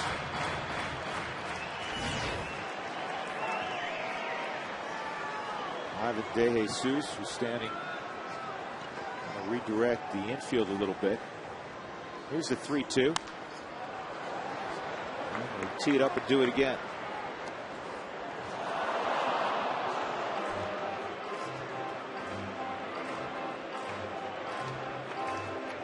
Giambi hoping for an opportunity here in the 4th. Jason has an RBI in this ball game. Herrera Uribe, Gonzalez Uribe, 2 for Tulowitzki, 1 for Giambi. 6-1 Colorado.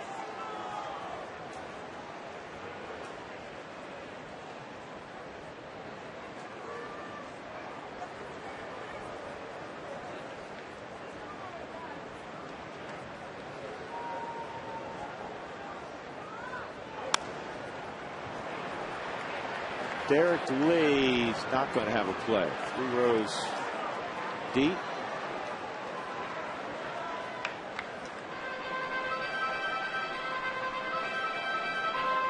Last night's crowd more than 48,000. The 8th sellout of the year. Looking around, this one's going to be fairly close.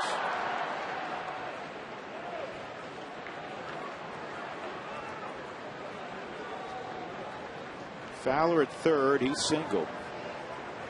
Gonzalez at first, and a ground ball to second. So the Rockies lead 2 aboard in the 4th. We move on to the 5th.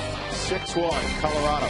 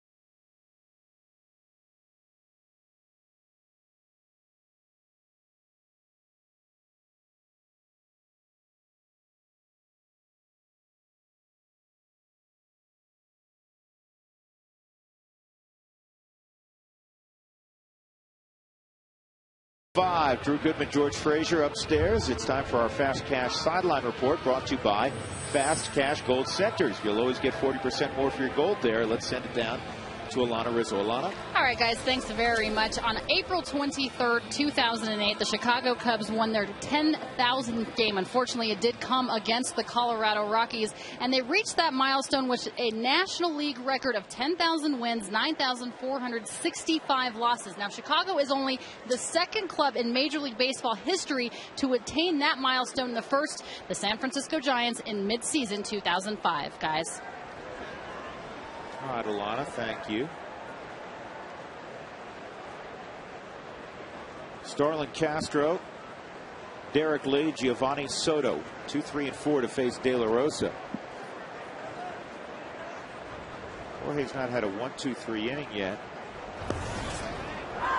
His stuff's been pretty good. He has 5 strikeouts, looking for his 4th victory of the year. Last 2 starts were very good. After 2 subpar starts, coming back off the disabled list after missing 10 weeks.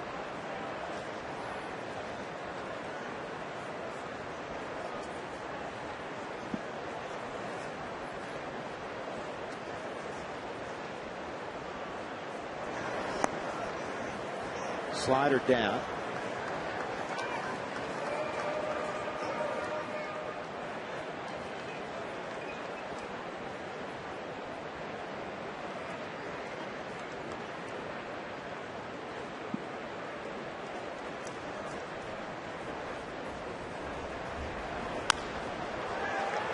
Right center field, and lilting strides if Dexter Fowler arrives in plenty of time. 1 out. Derek Lee will come up. Derek's 1 for 2. If you want tacos, fans, the best way to find out if the Rockies have scored 7 or more when you can't be at the ballpark or watching on television here on FSN. Text 95323 to receive text message alerts for the Rockies Tacos Special.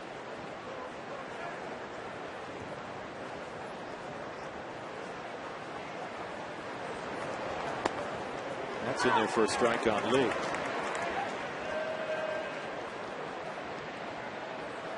I guess Arizona, George, looking at the scoreboard, had enough players today in New York against the Mets because they scored 14 runs. It's all the old guys. 14 to 1. Showed up. Cincinnati beat Atlanta 2 to 1.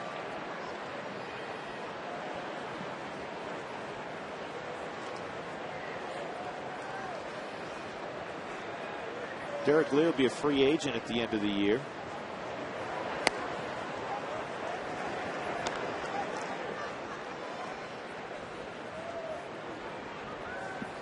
Splits time between Chicago with his family and California.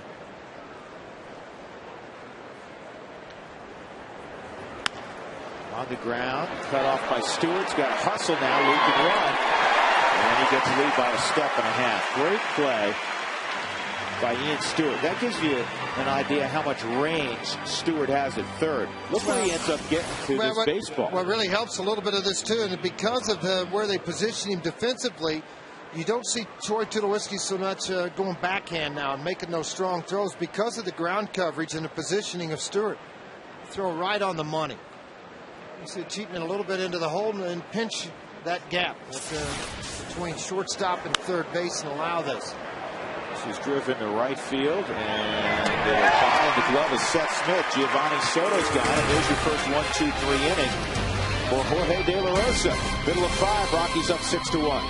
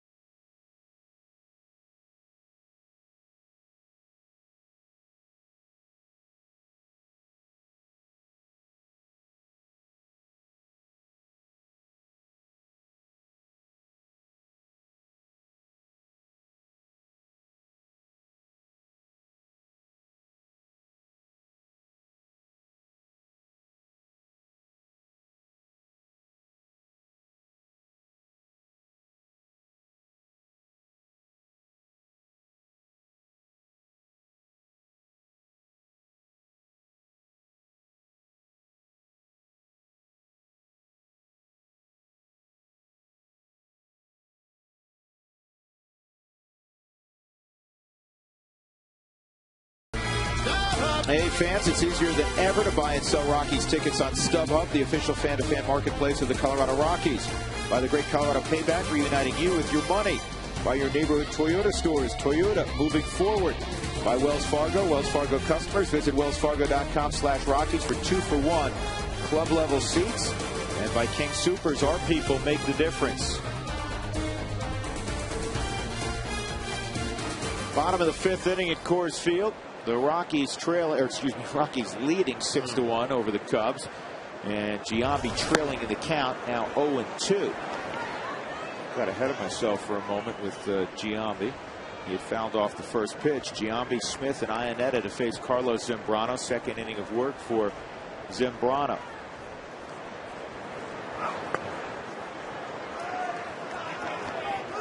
One and two. You know, it's starting against the Modesto Nuts tonight. The A-ball team of the Colorado Rockies in the California League. I'm not sure who. Brett Tomko. 5th start for him, coming off obviously an injury. He's with the Oakland organization now. He's been around a long time. He's been with a number of teams also. Rockies had some interest in him some years ago. 2 balls, 2 strikes. Cubs have the shift on. That's foul by a couple of feet. Close enough that Giambi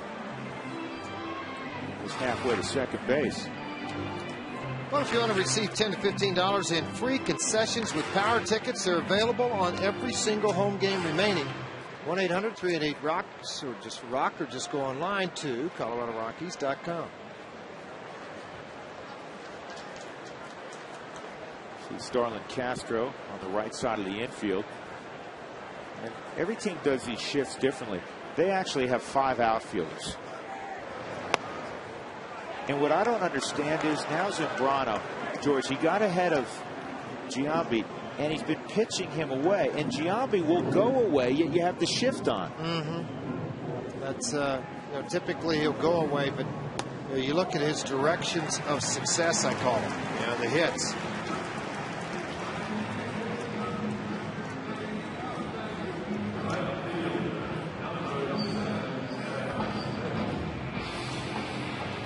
PA sound a little loud to you guys today?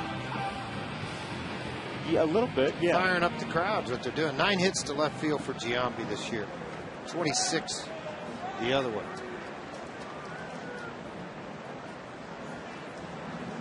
Seth Smith, 0 for 2.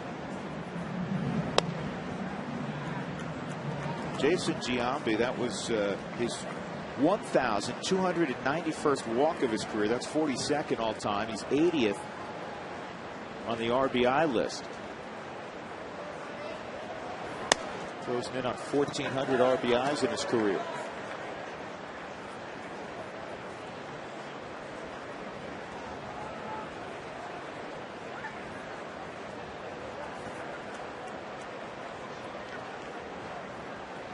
(2-0). 3-0. Nobody out. Giambi at first. Smith will be followed by Ionetta. Here's something interesting about Seth Smith. You know he's got a great deal of power. Last year he had 15 home runs and 335 at bats. That's basically about half a season's worth of at bats. That's ball 4th. So you figure, you know, if he were playing every day, he'd be close to that 30 home run mark. He's done even better this year. He has 14 home runs and 250 at bats this year. So 85 less at bats, only 1 less homer for Seth Smith. You know how good he is in a pinch hitting role and how good he is 7th, 8th, 9th inning in clutch situations. 2 on for Ionetta.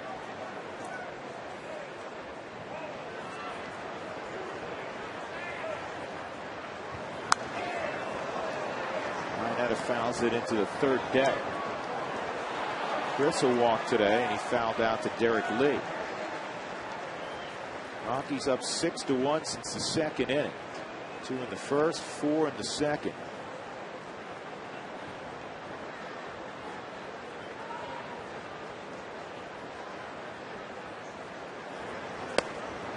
One and one. The Marlins are tied with the Padres 2-2 in the 3rd inning at Petco. Dodgers and Giants tonight.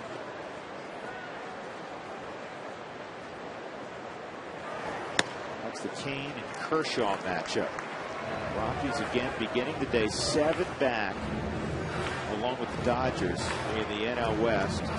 The Giants just a game and a half behind San Diego.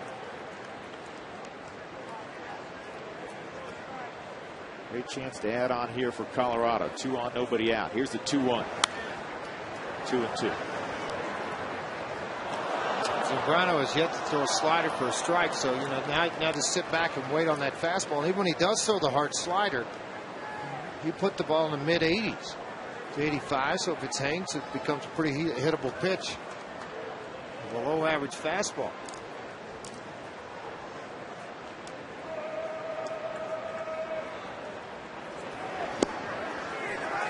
Three and 2 on Iannetta.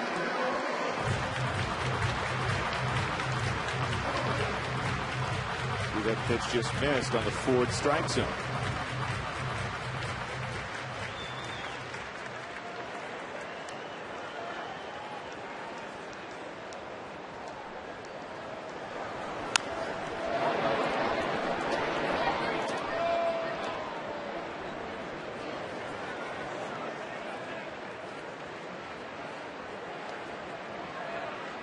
Iannetta 5 home runs in his last 46 at bats.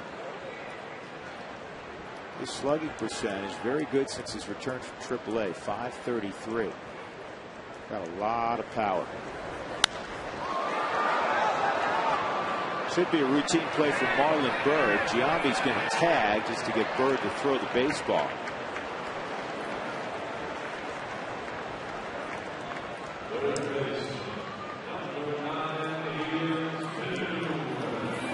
Zambrano just last couple of innings, tons of traffic, either walks, base hits. And then he just seems to work out of it, make that one pitch to get himself out of jams. There's 2 walks to start this inning, and then when Iannetta gets into a fastball count, he pops it up.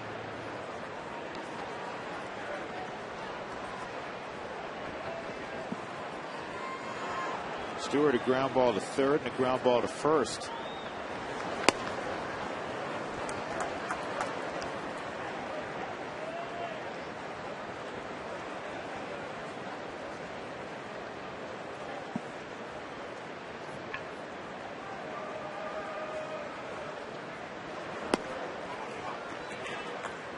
(2-0) on Ian Stewart, who really crowds the plate. I showed you where he sits up in the batter's box on previous broadcasts.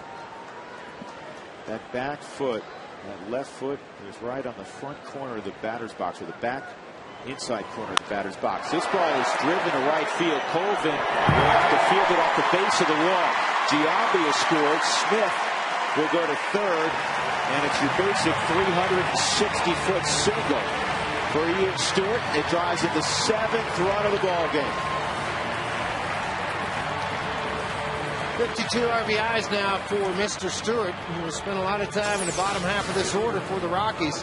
Fastball, they threw it to that inner half. He just caught up to it, got out front on it, and drove the baseball to right field, and had a lot of top spin. Hit hard enough to get out of this park, but it hit at the base. First and third, 1 out, and it's taco time. 3 straight ball games. Don't forget to go to Taco Bell tomorrow between 4 and 6. Get your Rockies Taco Special from Taco Bell. This is the toughest out in the lineup. Jorge De La Rosa is 2 for 2. And where's got a bunt, George? Huh? Call down there. Not going to do it.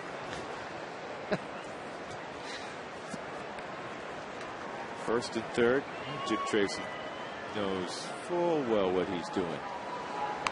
And that's a good bunt. Zambrano's got to go to first. He'll go to Blake DeWitt. And there are 2 outs, and that'll bring up Jonathan Herrera. Excuse me, he'll bring up Dexter Fowler. Dexter 1 for 2 in a hit by pitch. Good job by De La Rosa.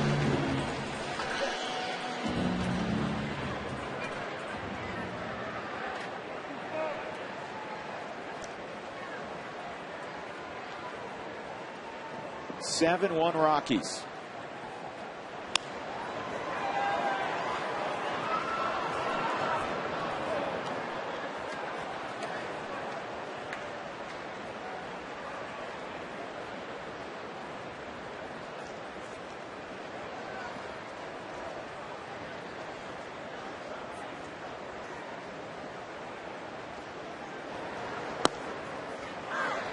2-strike count.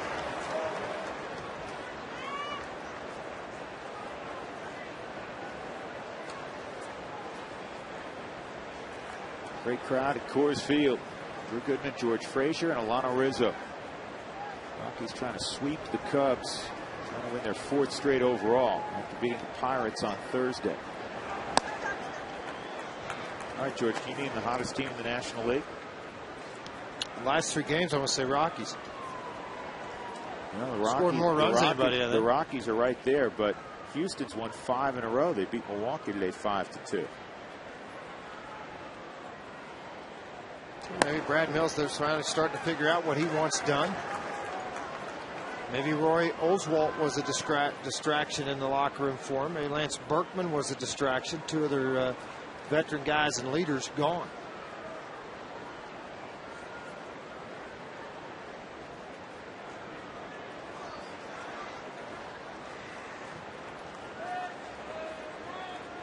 Smith walked. He's at 3rd. Stewart singled. He's now at 2nd. Here's the 2-2 to Fowler. And a base hit to left. 1 run is scored. Stewart gets a stop sign. Dexter Fowler with his 2nd knock of the ball game, and that's always a good sign. The Rockies, when Dexter has 2 or more hits in a game, 13-3. That leads off 17-6, and he's Wells Fargo's player to bank on. At the start of this ball game on the Hyundai cam, dropped the head on the bat. The feet stayed pretty still on it. Didn't try to do too much. Just shot it to the left side of the infield to drive in his 14th run of the season. Good look on the overhead here. Everything's staying pretty still. Just exploding the hands right to a ball that was pitched outside and went the opposite way. It's Johnny Herrera. Berg's up for the 2nd time in the ball game. Jonathan's 1 for 2. And a walk. He scored a couple runs. He's driven 1 in. Doing his typical thing in the 2nd spot in the lineup.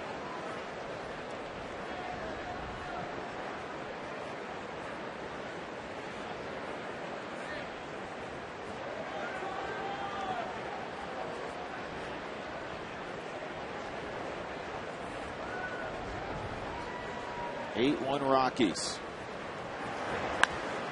And this is a flare to short left. It may drop, and it's a foul ball by inches.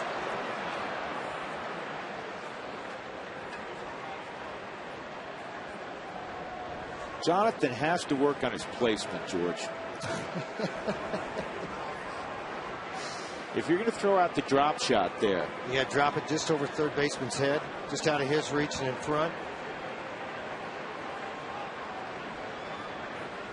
We'll catch a little bit more of the plate now that you got Soriano kind of lured into the fact to play on the line. You're going to go that way and then you drive one in the gap and run forever. Yeah, kind of had the John McEnroe touch on that drop shot. Here's the 0-2, fouled straight back.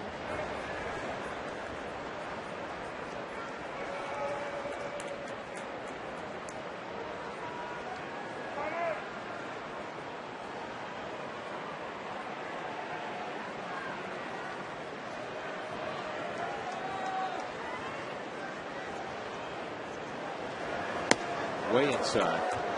Here's the drop shot. See how foul it is. By about a foot.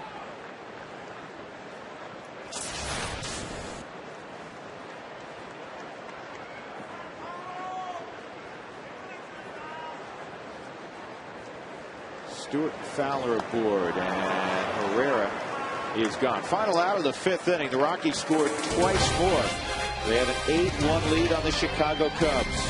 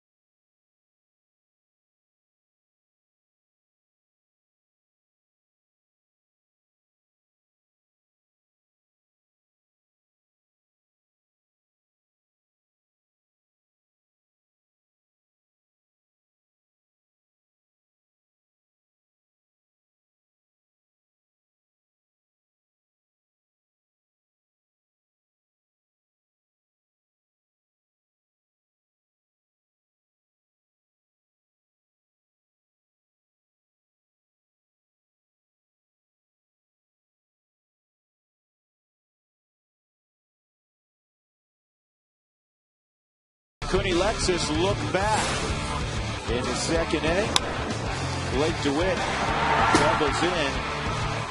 The only run for Chicago, Jeff Baker, who had doubled earlier. The Rockies would break it open, though, the very next inning. A Herrera single, a fielder's choice off the bat of Gonzalez, then a throwing error on Derek Lee who hit the back of Herrera. 2 runs would score there. And this back up the middle. Nice play by DeWitt, who was breaking the bag to cover the stolen base attempt. A run would come around there. A couple of RBIs in this ball game for Troy Tulowitzki. Rockies have done a nice job situational hitting and also hitting with 2 outs again. And they have an 8-1 lead. Marlon Byrd in the 6th inning against Jorge De La Rosa. Slow curveballs in there for a strike. That look back again is brought to you by Cooney Lexus, where luxury has an address. Bird's 2 for 2, an infield hit and a single up the middle. Second in the National League in batting average against lefties, coming in at .379. It's gone up. Bird also with the Phillies, the Texas Rangers before signing with the Cubs. Plays all 3 outfield spots. Most of his work in his career has come where the Cubs utilize him. That's in center field. Ground ball to short. Nice clean hop by for Tulowitzki. 1 out. And that'll bring up Soriano. A strikeout and a 6-4-3 double play.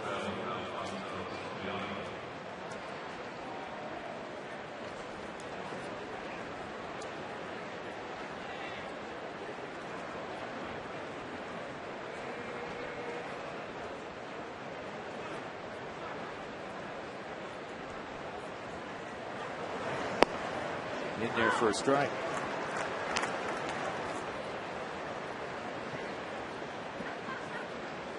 .51 strikes, 22 balls for De La Rosa. Started the ball game and her run average over 5, down the low 4s. So fly ball hit to right to Smitty. And Seth Smith makes a catch, so there's 2 outs. That'll bring up Baker. A double in the second, and he struck out swinging in the 4th.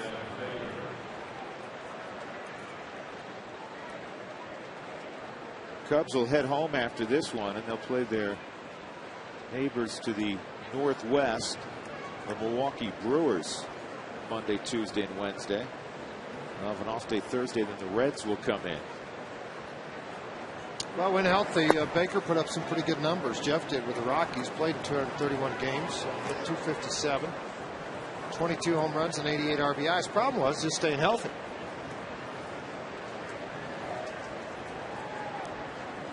Really found a position. I remember when they were question marks around second base. He came to spring training. They actually looked pretty good at the position. Another injury sidetracked that a little bit. That's kind of when Barmes, because of the opportunity, took over.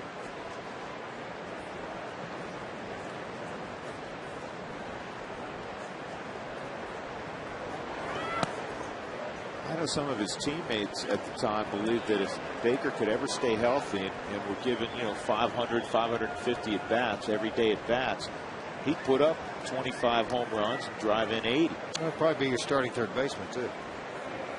One of the 2 positions. It's just a very good utility player. He's a 3-0, and at the time he was blocked by Garrett Atkins. We haven't really talked a lot about that, George. I mean, Garrett struggled mightily last year. And then he signs a 1-year deal with Baltimore, and he gets released. He's at home. Well, unfortunately, Andy McPhail had hoped to get what the general managers call a bounce-back year after he struggled so much. 2 outs, soft fly. Now clean this up very quickly. Garrett is in Southern California after hitting right around 200 for Baltimore. The top RBI man in baseball for about a 4-year run. 8-1 Rockies.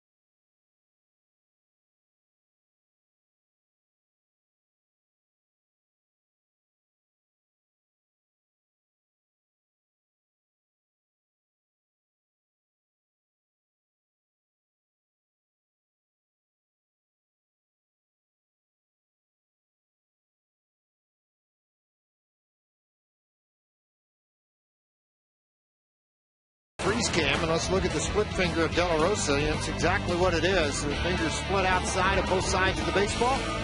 Get out front, tumbling action. We've had a lot of foul ball swings and misses. Well, Mr. De La Rosa's split finger changeup started throwing that along with Ubaldo Jimenez and had a lot of success with it. That was the Frostproof Coors Light freeze cam. Beautiful day at the yard, 8-1 Colorado. Got the brooms out, scoring a lot of runs, get some good pitching. It's all good right now. New pitcher again for the Cubs. Their fourth today. Justin Berg, the Wisconsin native, making his 24th appearance. Rocky saw Berg on Friday night. He pitched a clean inning. Hard sinker. 23 ball games that he's appeared in this year. As you can see, he doesn't strike out a lot of people. He has a tendency to get wild at times, but he does have a very, very good sinker and slider to go with it. Zambrano gave up 2 runs in 2 innings of work, 3 hits. Walked a couple, struck out 1. Here's Cargo. Carlos Gonzalez fouls it off his leg or walked it off. He had a single and a run scored in the first, hitting a fielder's choice in the second, and drove in a run. Good thing he had that shin guard on. I'll tell you that right now. That's gonna. Ooh, that didn't hit the shin guard. That got the toe. Hit into a fielder's choice in the fourth, so Cargo's 1 for 3. 1 ball, 1 strike.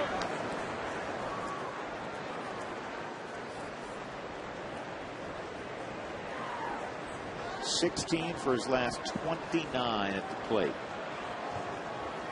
Is that any good? Pretty good. 2-1. Talking to Giambi about Gonzalez before the ball game, and he said he is going to be a superstar if he's not very close right now.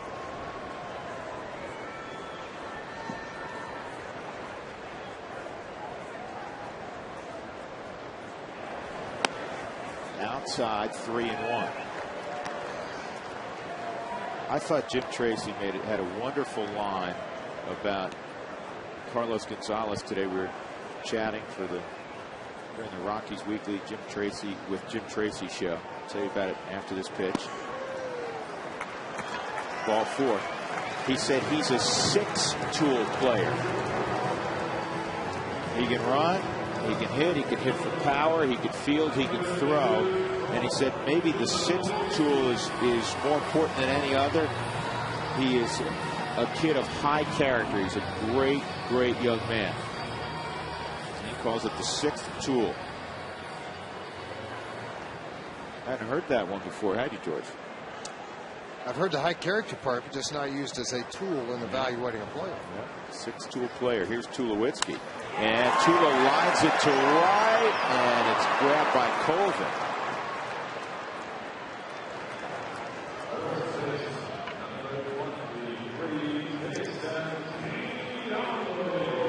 I'll bring up Giambi.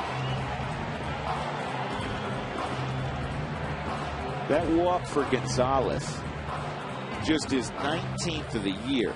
And when you talk about a young player who's just 24, he'll be 25 in the offseason, and where he can improve. I mean, he's hitting above 320. He's on pace to hit more than 30 home runs, drive in more than 100, on pace to steal 25 bags in that area. You say, all right, how do you improve? Here's Giambi.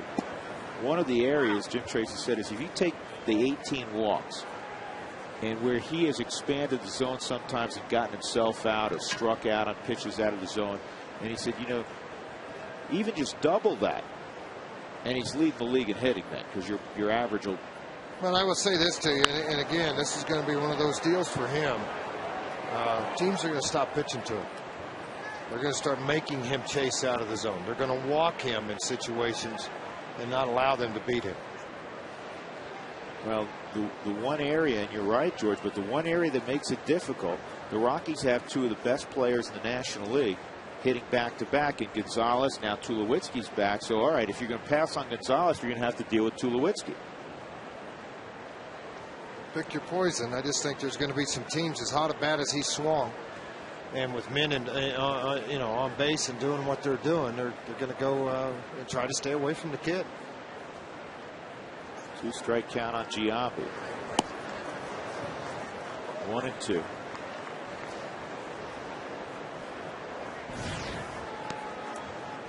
A little more on Gonzalez. If you go back to last year's All-Star break, he's played 154 games since then.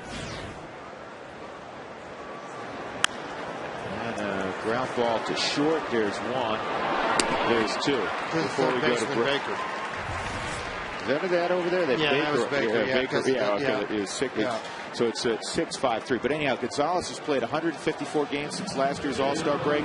He's hit .321, 33 homers. He's driven in 93, and he had a lot of games at the top of the lineup. Also 26 stolen bases. He scored 109 runs. Pretty good.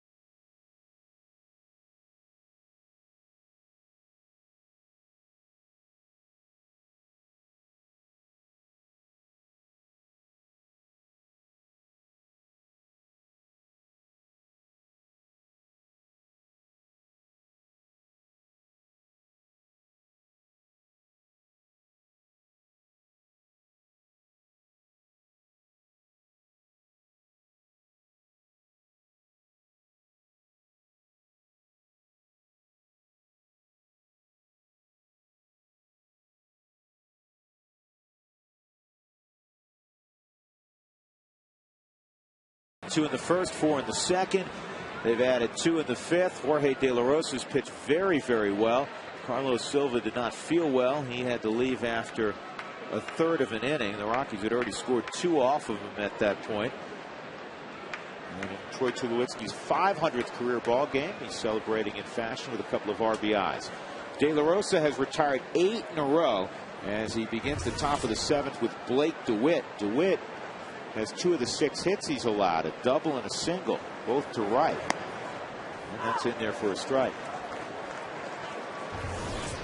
Well, after the first couple of innings, things gotten cleaned up pretty good here for De La Rosa. I thought he thrown the ball very well. Very quick 6 as he works here in the 7th inning. And the pitch count's terrific. And through 18 in the first inning, really to no fault of his own. There was an error behind him. Tulowitzki mishandled the ground ball. Otherwise, you're looking at a really, really low pitch count for this spot in the ball game, particularly with what De La Rosa normally has. And these pitch counts typically are elevated for 2 reasons. He doesn't always have tremendous command. This is an easy play for Giambi. And also big-time strikeout pitcher. It's going to take at least 3 pitches to get a strikeout. So that's not atypical of guys that have a lot of strikeouts. They'll have high pitch counts. Xavier Nady is going to pinch hit for Justin Berg with 1 out in the 7th inning.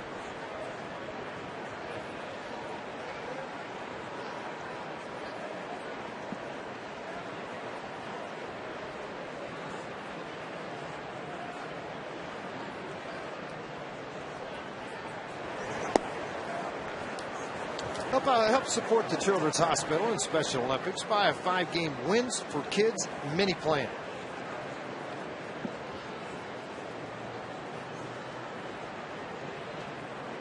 Here's the 1-0 to Nady, and that's on the outside corner for a strike. 1 ball, 1 strike. Rockies are 7th in baseball in runs scored entering play today. The Cubs are 23rd. The Yankees have scored more runs than anybody. Boston second, Tampa's third, then the Rangers fourth. Four American League teams, and there's just one game now separating the Yankees from the Rays, because the Rays shut out the Yankees today 3-0. That was Shields beating Sabathia.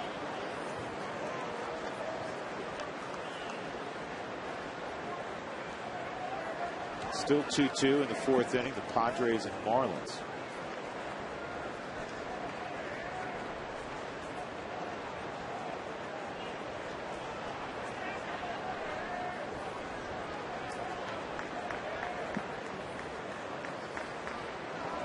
Eight 1 Colorado.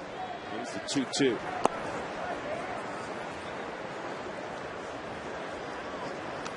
De La Rosa's got 5 strikeouts. Yeah, he had that quick inning though when he pounds the strike zone. The 1-2-3 inning back in the fifth. He gets ground ball, fly ball outs. Still a lot of movement on his pitches. So you're not seeing a lot of balls squared up.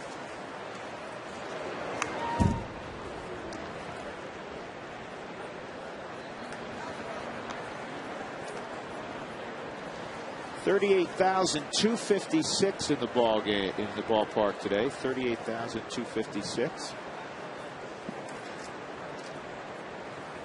40 plus on Friday night. Sold out on Saturday night. 38,000 a day. Good crowd for Cubs Rockies.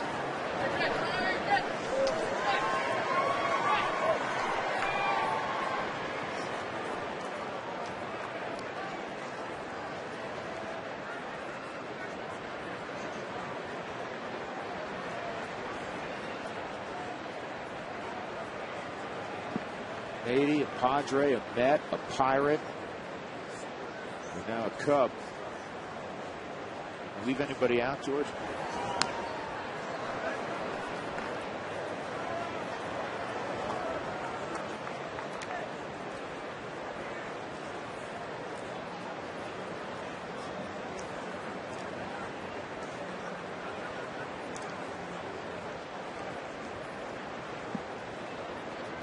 You know, I left out the Yankees.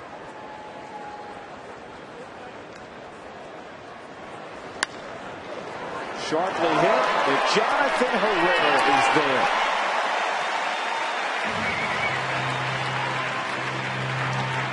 Two outs. Nice play by Herrera. Well, the more he's in the league, it allows him to understand what a pitching staff is trying to do and then where they're trying to pitch guys and where those guys hit the baseball. Allows him to make plays like this. This ball's hit fairly hard off the bat of Xavier Nady. He goes over and it's a nice glove to the baseball, gets to his feet, and then makes that snap throw over to Giambi. Concentration, that's what it's all about. Watching the ball into the glove, not taking your eye, not anticipating high hoppers or low. Watch the baseball and react to it. Tyler Colvin takes ball one.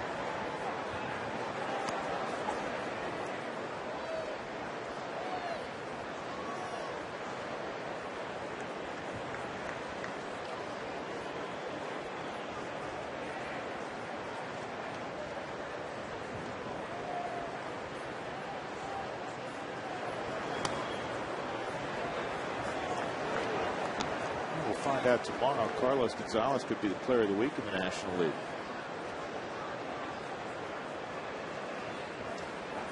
He will be a strong candidate. 2-0 on Colvin. 0 for 3 today. Do they give him anything for that, or is it just like the name in the paper thing? I know for the player of the month they give him a little plaque. For the week, I think it's just get your name in the paper. Well, I haven't won it yet, George, so I don't know. I mean, you would know. It'll be a while before either one of us win it again. I think you got a better shot than Huey's got a better chance than both of us. He can still run. 2-1.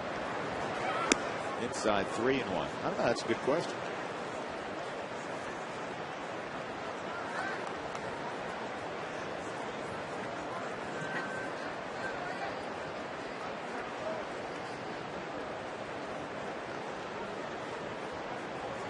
Ten in a row.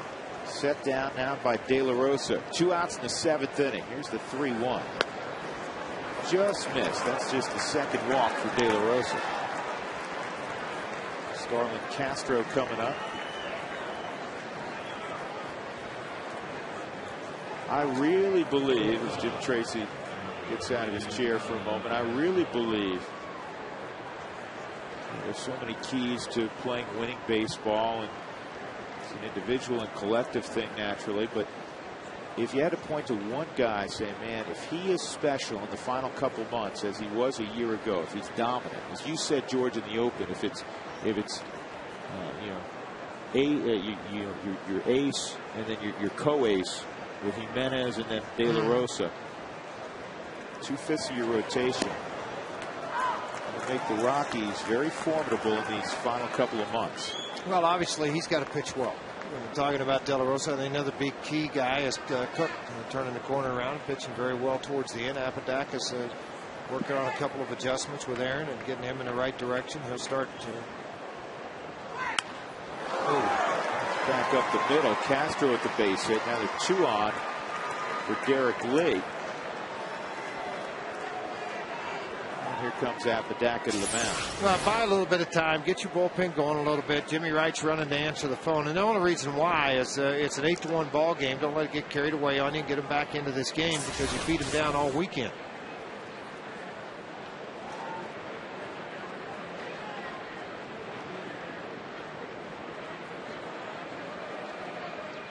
Looks like Manuel Corpus will get up.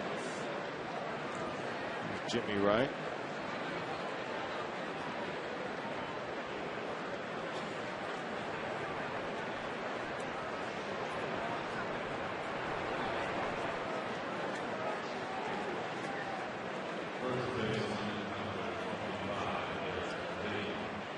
Corpus obviously been pretty good in his last 10 2/3. 8 hits, just a run, struck out 13, walked 4.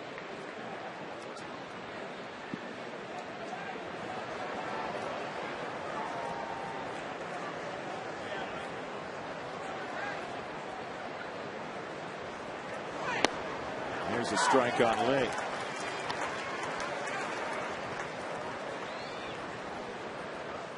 Big man likes to extend his arms, try to negate that a little bit.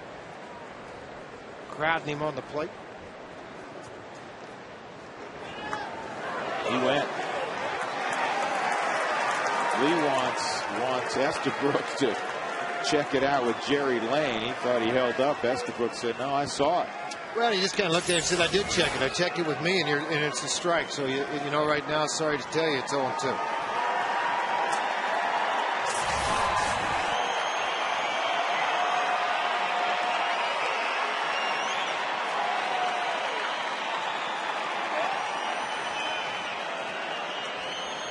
Two on, 2 outs. De La Rosa trying to get Lee. 8-1 Rockies, 7th inning.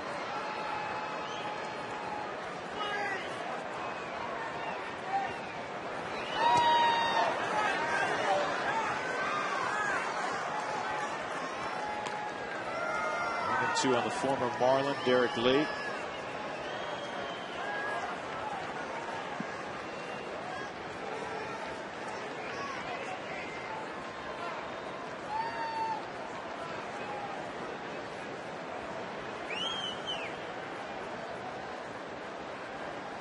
And the 1-2. Line drive to right, and it's going to get down. Colvin will score. Castro to third. And Derek Lee has made it 8-2 with his 49th RBI. Giovanni Soto is due up next, and that was pitch number 102. That may be forcing the hand of Jim Tracy. Here he comes.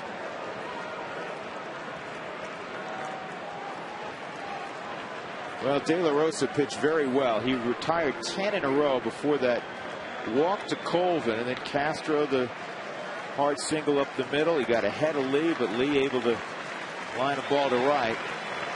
So De La Rosa will get pats on the back. He'll hear it from a crowd of more than 38,000 as he departs with 2 outs in the 7th inning with an 8-2 lead.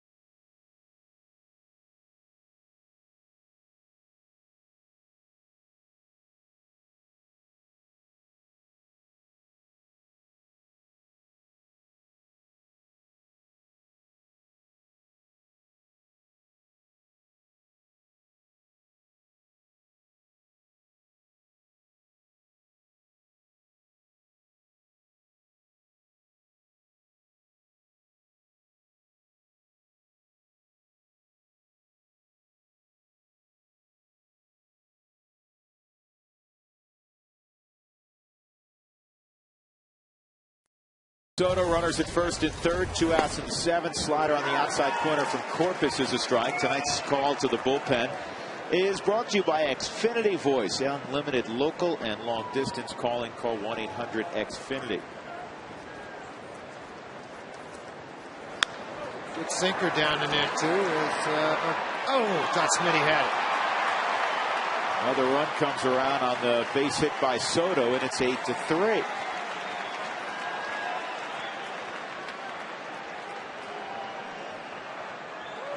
RBIs now for Soto after a good slider by Corpus on the outside half of the plate. Then this sinker gets dumped into the outfield. Smitty tried to sell it as a trap, didn't happen. I mentioned earlier Corpus in 10 2/3 now has given up 9 hits, a run, 13 strikeouts over those 10 2/3 innings. A run average of 0.84. 54 innings so far for Manuel. 47 ball games. Let's try to get Marlon Byrd here for the final out of the 7th. It has become an elusive final out. And this should get it done. In the inning, there were 2 runs on 3 hits. And it's now 8-3. Stretch time at Coors Field. And as we like to do on Sundays, we'll stick around for God Bless America today. It will be performed by Technical Sergeant Marcel Marchetti. Enjoy.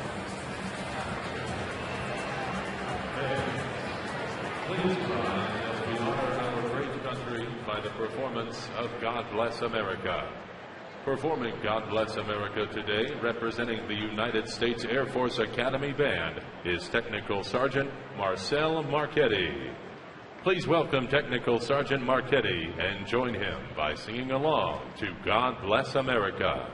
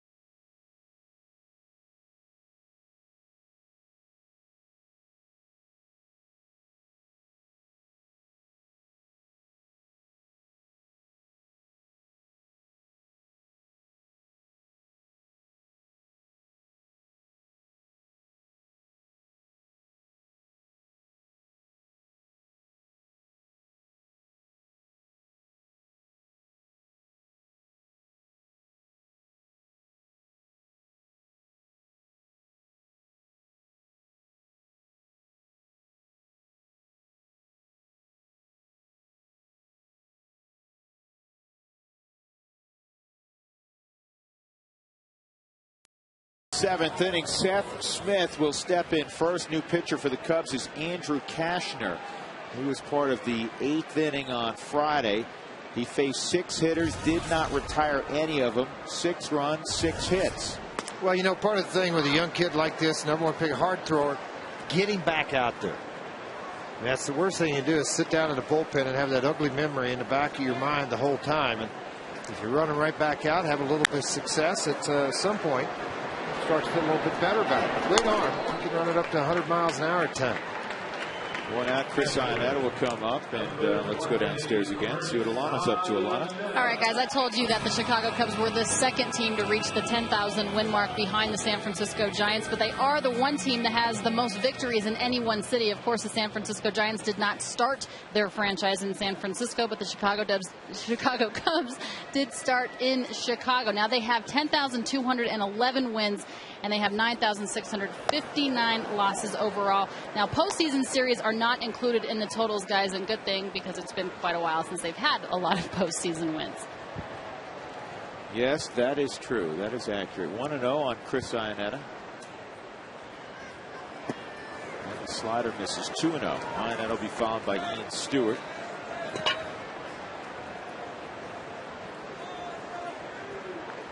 Here are the numbers for Andrew Kashner.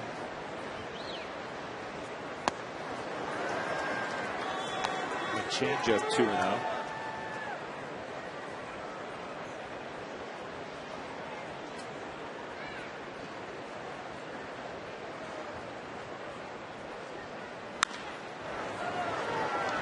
Another chance for Blake DeWitt.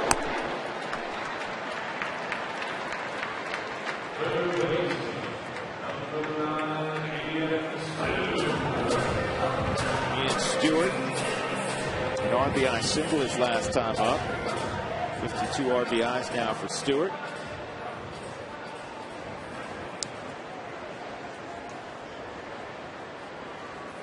De La Rosa ends up going 6 2/3, gives up 3 runs, all of them earned, 8 hits, walked a couple, struck out 5. Pitched a real solid ball game. Again, 3 in a row now.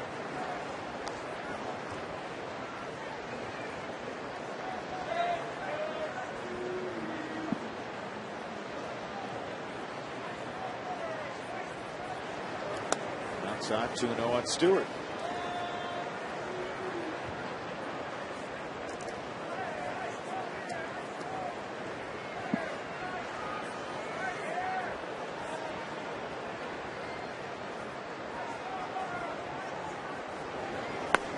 And it's 3-0.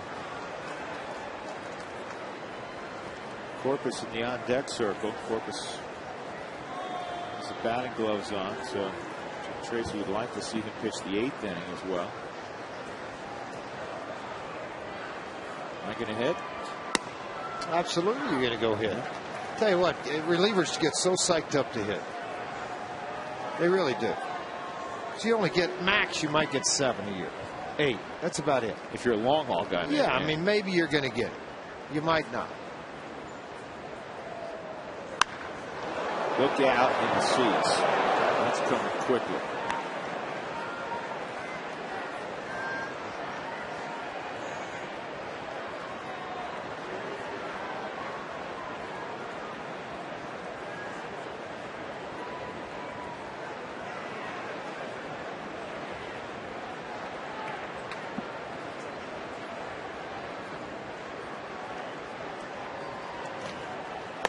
Ball 4, so Stewart draws a walk. And here comes Corpus. The only thing you always wish for, yeah, you want to go up there and swing the bat and do all that. You just wish it wasn't against a young guy that's kind of wild throwing 100.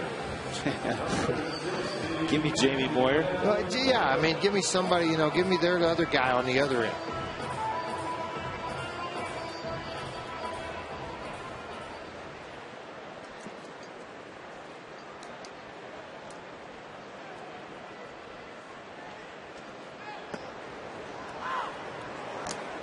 Corpus taking the whole way. 0 for 4 this year at the plate. He has a walk. Well, and he worked long relief early in the season. Pretty good hack there. You just better start a little early. That you know, and he's working a long man, trying to earn his way back into the good graces, really just to get in ball games. You know, he's swung the bat a little bit.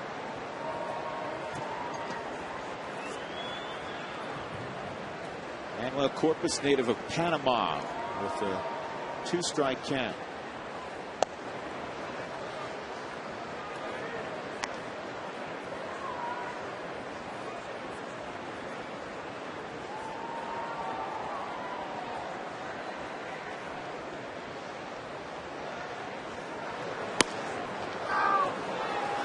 Two and two.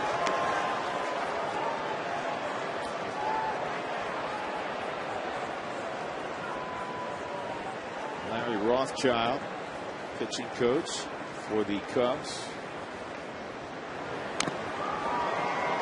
Wasn't he the first manager of the Devil Rays? Doug. He managed the Devil Rays for a while, Larry Rothschild. I think he was the very first. When the franchise got started down there, Larry, pretty good pitcher in his own right.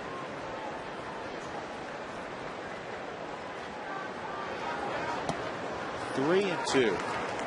He was the first manager of the Rays. Managed him from '98 through the beginning of 2001.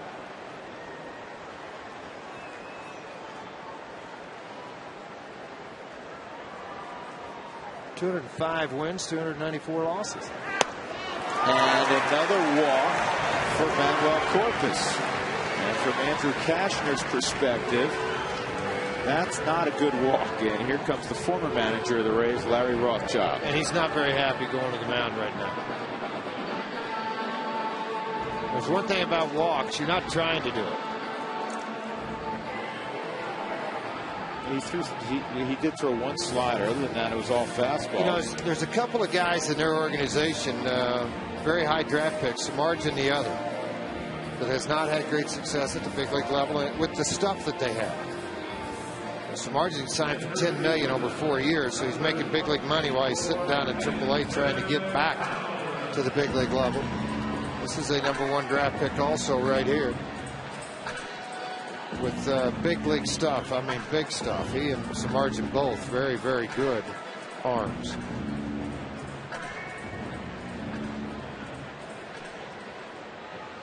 So after the back-to-back walks, Dexter Fowler will come to bat for the 5th time today. He's had a good ball game.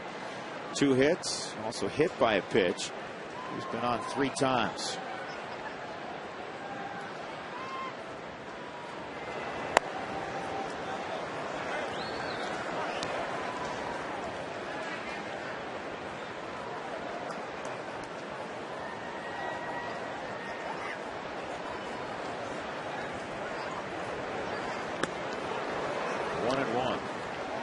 George, I'm going back trying to see if Fowler faced Cashner, and I'm pretty sure he did. On Friday night?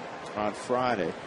It's so difficult to tell because that 8th inning with 18 guys coming up looks like a 3-year-old and a box of crayons. Isn't that who he 45 minutes later. Isn't that who he hit the home run off of? Was Cashner in the 8th?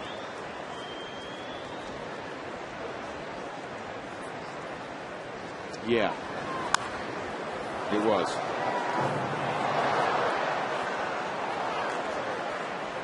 Cashner gave up a couple of home runs. He gave up Stewart's home run also. 2 and 2. Rockies up 8-3.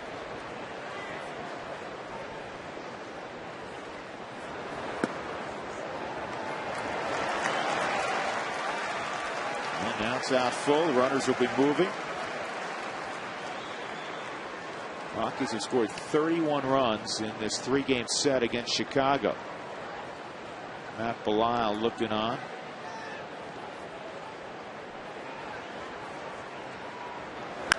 And a comeback. We'll go to the 8th inning. The Rockies ahead of the Cubs 8-3.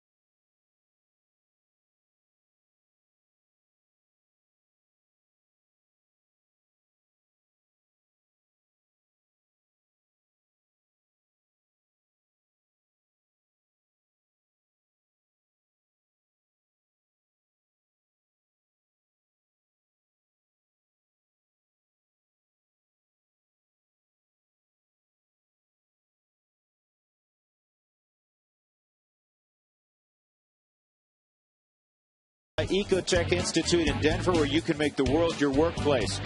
Rockies scored 2 in the first, 4 more in the second. They're enjoying an 8-3 lead. Jorge De La Rosa on the plus side. He's pitched well. And Manuel Corpus with a quick strike on Alfonso Soriano. Carlos Gonzalez has another hit today, an RBI. He scored a run. Dexter Fowler's had a good ball game. A couple ribbies for Tulowitzki in his 500th big league ball game. Rockies have inserted Melvin Mora defensively at first base for Giambi.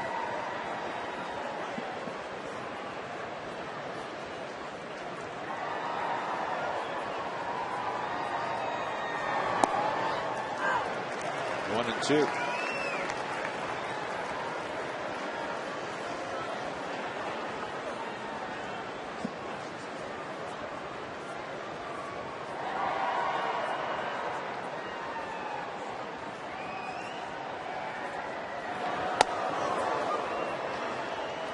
Two and two.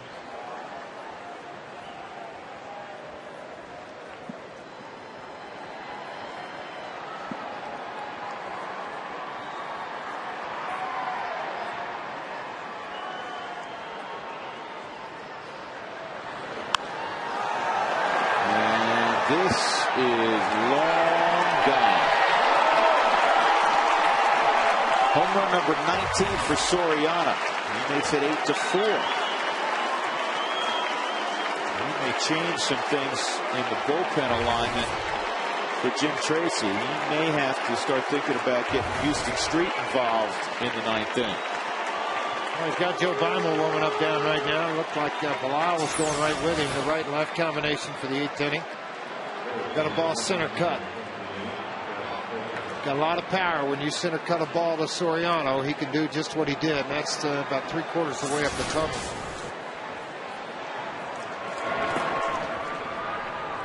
Bilal and Beimel. Strike on Jeff Baker. Soriano with his 101st home run in a Cubs uniform. 20th player ever to hit 100 with the Cubs. Day for Jeff Baker. Strikeout and a fly ball to right field as well.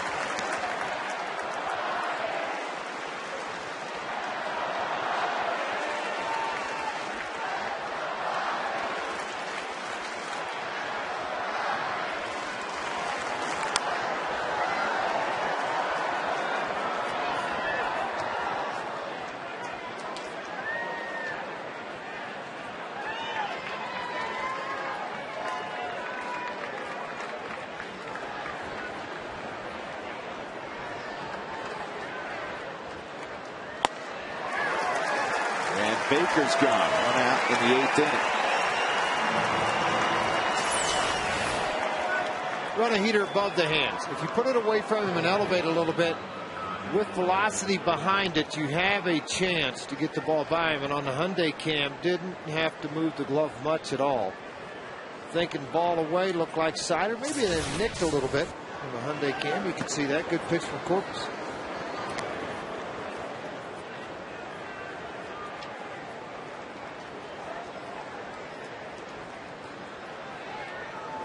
One and 0 on Blake DeWitt, and DeWitt has a base hit up the middle. His third hit in his Chicago Cub debut. Just came from the Dodgers yesterday. Going to be a hero, isn't he? The Rockies Conference Center is available for game day or non-game day meetings. Call the Rockies to make your reservation for your group of 25 to 200. 303 Rockies. Kosuke Fukudome will be the pinch hitter here in the 9th spot. And Joe Beimel will come aboard as Jim Tracy's making his way to the mound. 1 out, 1 in, 1 on. Rockies up 8-4. They need 5 more outs to sweep the Chicago Cubs.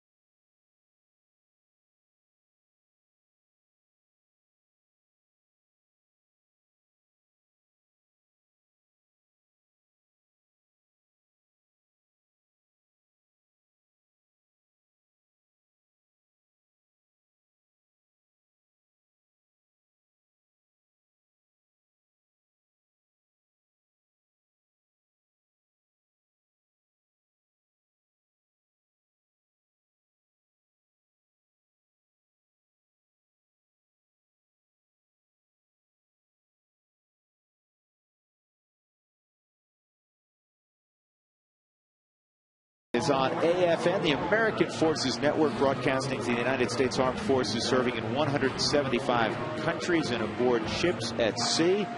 Thank you so much for all that you do, and I hope you're enjoying the ball game.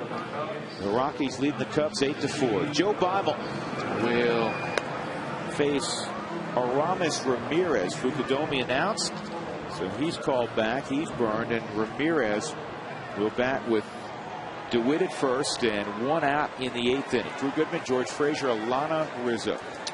I think that's why you bring Beimel into the ball game here, make his 46th appearance for one reason, and that is he hates right-handers as well as left-handers. So that you do flip out, and you get rid of Fukudome, and then now you have Ramirez up at the plate. And you have a left-handed hitter on deck in Colvin. This is lined to center field, and it'll stay up for Fowler, 2 outs.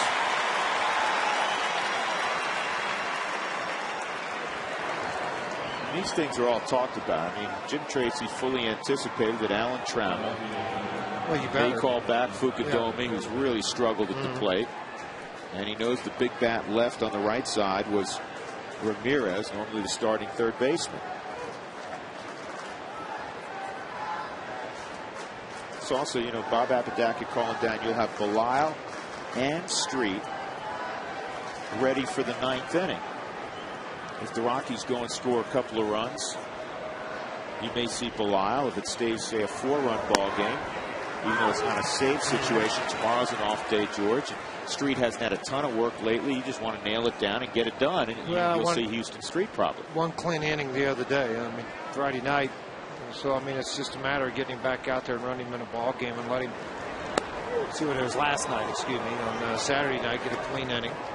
And he only threw, like, I was getting ready to say 4 or 5 pitches in the ball game. So. And he got the win last night. Kind of a rarity for a closer. You don't get a lot of wins.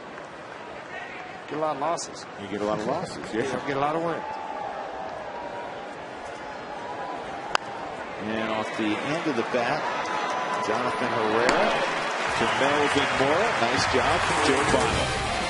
There was a home run from Alfonso Soriano. It's an 8-4 score as we go to the bottom of the 8th.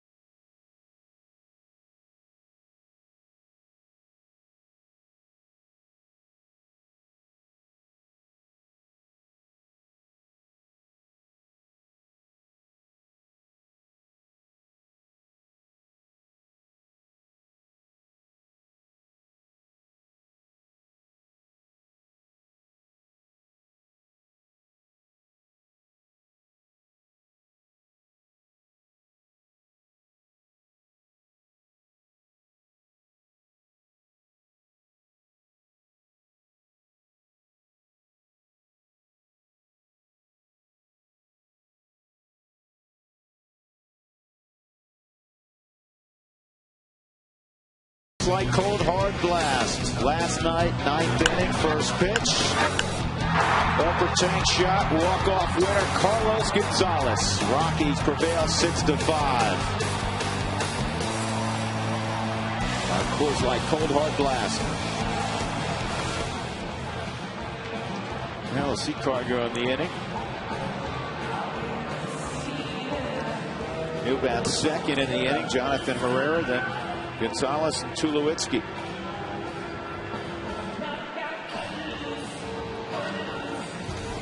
Rockies leading despite being out hit 11-8. Carlos Marmol has come in. The Cubs closer needed some work. This guy's got some crazy good stuff. Look at the strikeouts, George, to the innings pitch. Almost 2 strikeouts per inning pitch. Highest in baseball. Yep, got a great fastball. And right now, his 91 strikeouts, as you just mentioned, lead it by 20. Clifford's the next guy. Washington was 71. It's even close to it. He worked as that setup man. All of a sudden, he got the opportunity here to be the closer. And did a pretty good job with it. This ball will be popped up. Soriano will come on and make the play out behind shortstop. Repair that chip in your windshield. Do it right now. Call Safelite Auto Glass 303-287-5000. Online at safelight.com. So Cargo will come up.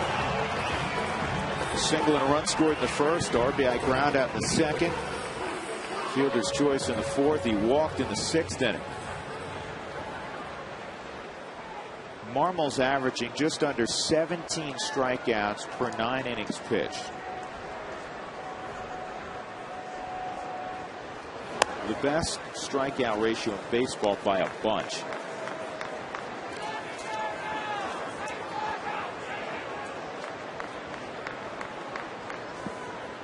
Billy Wagner's second with 13.19 strikeouts per 9 innings.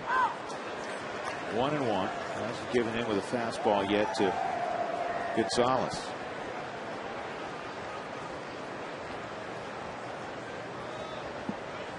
Alan Trammell, after the ball game last night, said, "We've seen about enough of Mr. Gonzalez." Well, Mr. Trammell, you're not the only manager, interim or otherwise, that has said that. Of course, Alan's not the interim manager. He's just taking care of things for a couple days while Lou Piniella is away down in Tampa.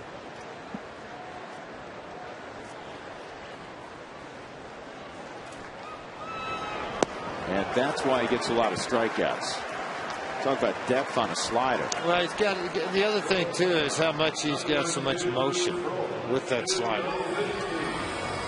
Check our Breaks Plus poll results. Which would you rather see in a game, a cycle or 4 home runs? No, we haven't weighed in on this, George. It's slightly for 4 home runs. For me, I'd rather see the 4 home runs in a game. So you voted with the fans? I didn't vote, but I would vote for 4 home runs. It's happened. Look at it. It's happened about, I think, 20 times in the history of baseball. It had to happen one time right here. Maybe less than that. Today, Sammy hit 3. There had to be another one in that game. It was like a 15-2 game here. No, I'm saying for one player. One player. Who was the guy, the last guy, Dougie? I think Sean Green's the last to do it.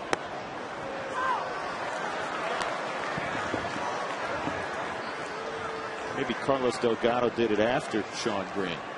Very close. Sean Green, that was the day Sean Green had 6 hits. He was 6 for 6 at County Stadium in Milwaukee. 4 homers, a double, and a single, which is a record. 19 total bases. There have only been 15. And in terms of cycles, there's, I think, in the neighborhood of 260, somewhere in that neighborhood. Who was the first to do it? 4 home runs. We got to look at that list. Rocky Colavito's done it. Willie Mays has done it. Bob Pointer did it. I'm doing this off the top of my head. Is that Bob Coley? Is that what you're trying to tell me, or Bob Cole? Bobby Lowe. Bobby Lowe in 1894. With the Boston Bean Eaters, of course. Come on, George. That should roll off your tongue.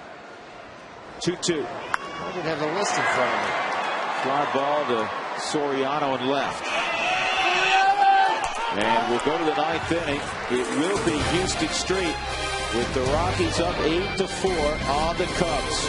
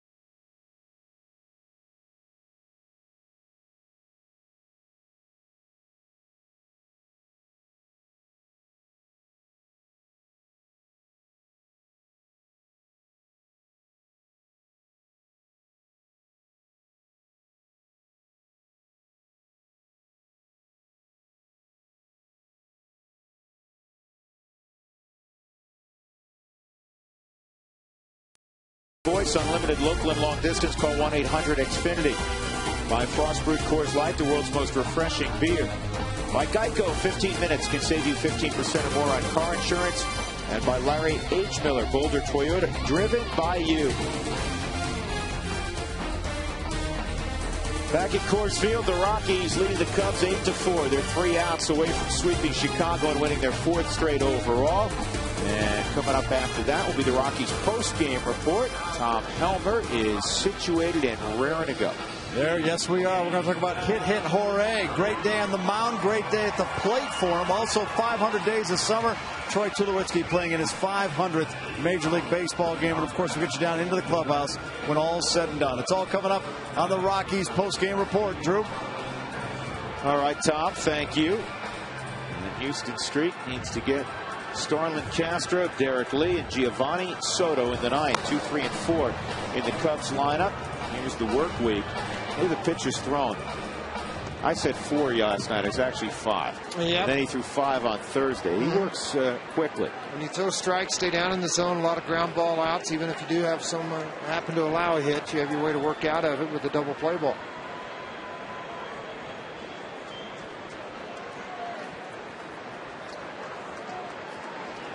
Nice work by Joe Beimel again. 2/3 of an inning. Got both hitters.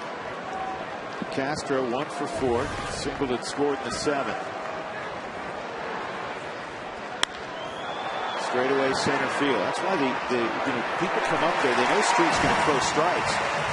And I think they want to stay away from the slider, George. Get the slider counts. That's they get to that 0-1 count, and all of a sudden, bam.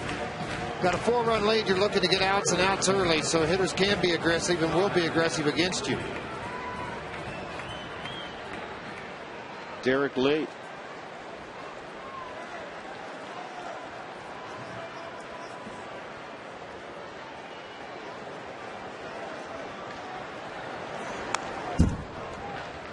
And his first pitch swinging. Got away with one. Street did on a fastball up on a high ball hitter and Lee. His reaction after the pitch told me it wasn't anywhere near what he was trying to do with it. He's going to put the head down and tug at the cap. He works under a fastball there. 1 ball, 1 strike. Florida in the 6th inning has taken a 3-2 lead on San Diego. Again, the Giants host the Dodgers. That's tonight.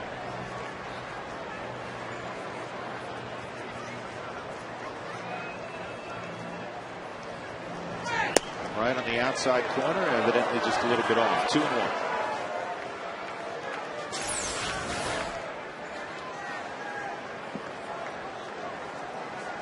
Missed, but not by much. Maybe a little more elevation. You might have induced the swing.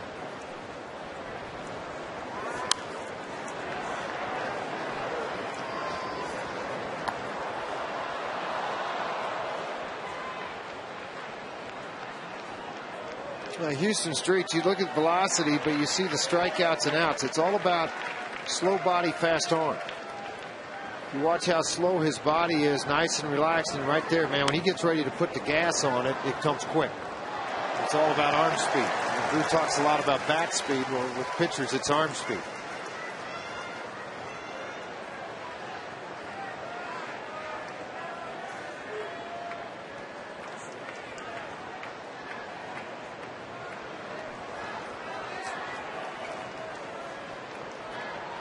Here's the 2-2 on Lee with 1 out in the 9th. 3-2.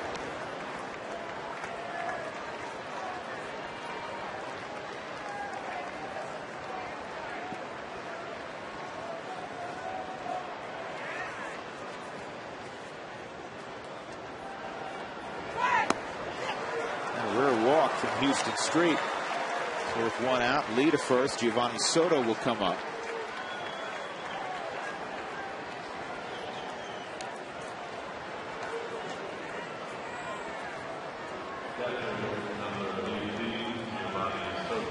That's just his 2nd walk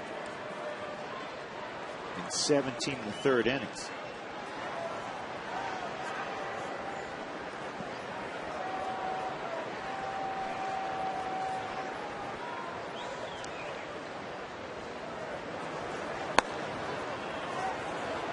controlling a ball game. Street's only given up 6 hits in his last 14 innings.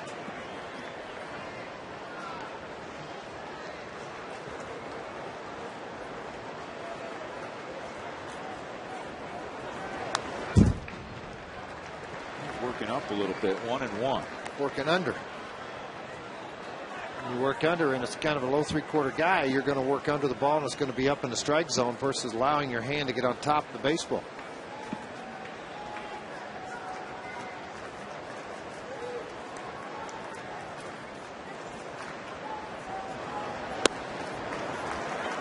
Two balls and a strike.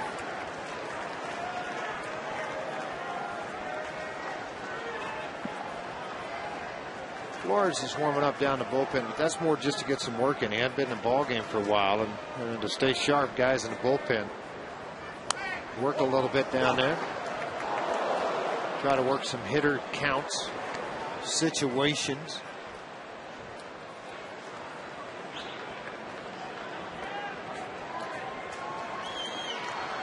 Randy, did a nice job working for this ball club, and the scores are tied or down a couple of runs. They come in and get a tough lefty in the 5th or 6th inning.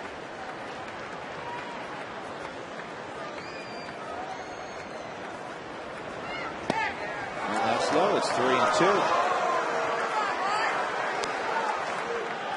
Street a little disappointed because he did not get that call to strike. Estabrook did not call it, and I can see why. Even though it shows up in the 4th strike zone, it appears to be low.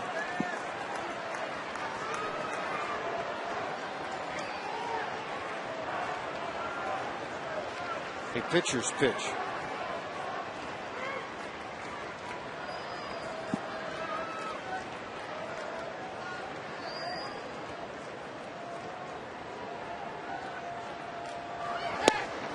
And back-to-back walks.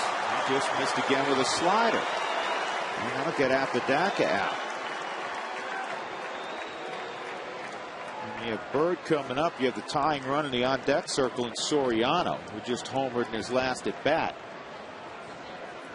Well, you're in the heart of their order. You're in the heart of their RBI guys, that's for sure. Bird and then Soriano. A little too fine, George, with a 4-run lead? Yeah, probably.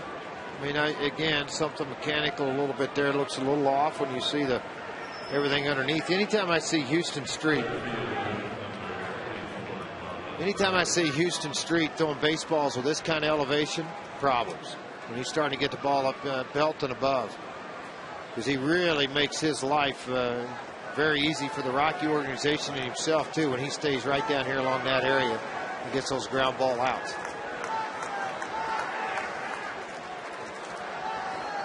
Marlon Bird is 2 for 4.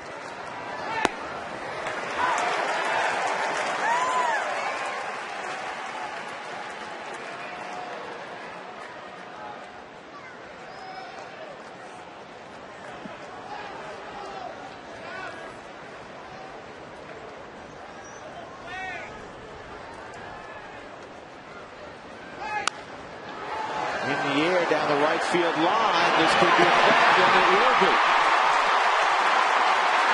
Lee will score. Here comes Soto. He'll score. It's a triple for Marlon Bird. 8-6. And Soriano coming up representing the tying run.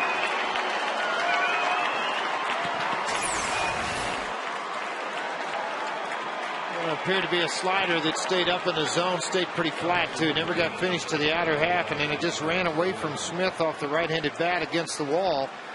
He's got to play it when it got over the top of his head again. That's when it was off to the races for everybody. You got Matt Belisle now up firing quickly.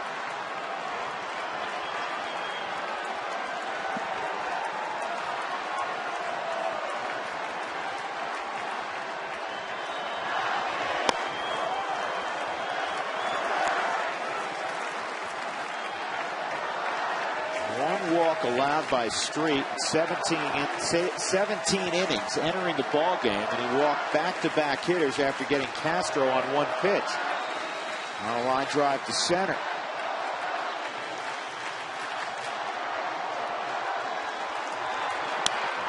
This is in the air to right center field and deep. Fowler says he has it. He reaches makes the catch. 8-7. Now is he okay? His arm hit the top of the wall really hard. He may have prevented a tie. To that of ribs. He's holding ribs too. Oh man, now you think about what happened to Brad Hopp. When Brad ran into that low wall in foul territory in Anaheim. He only played sporadically for a couple of weeks after that with bruised ribs.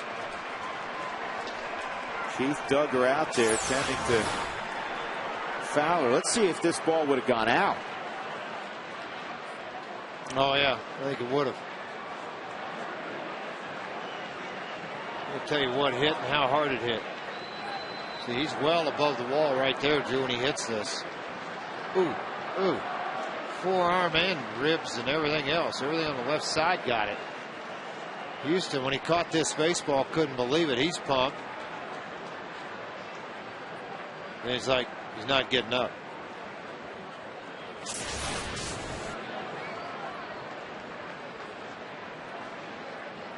They're already bringing in a cart on the warning track.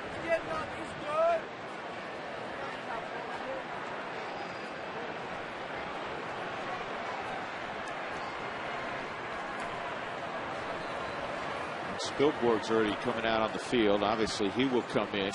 Gonzalez will go to center field. Look at this catch.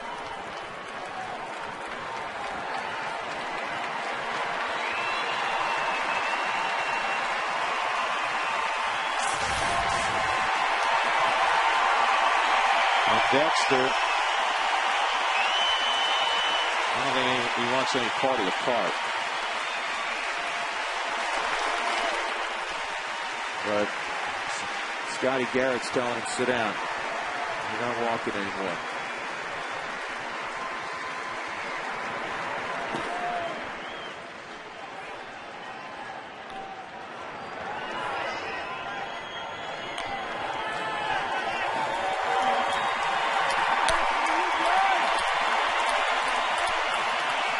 Standing ovation for Dexter Fowler.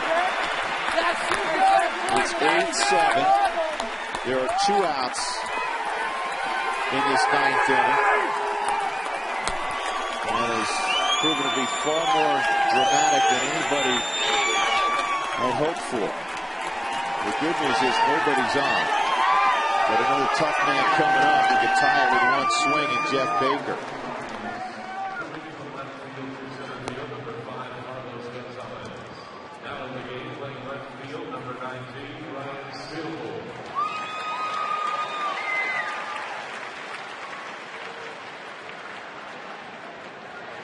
Spilborgs will go to left field.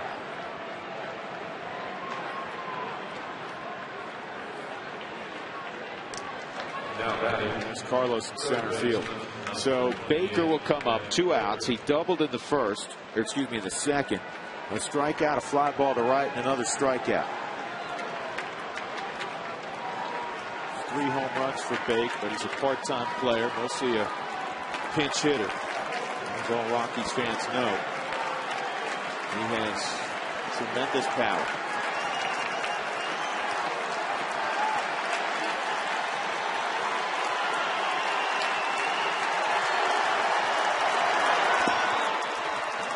Slider missed.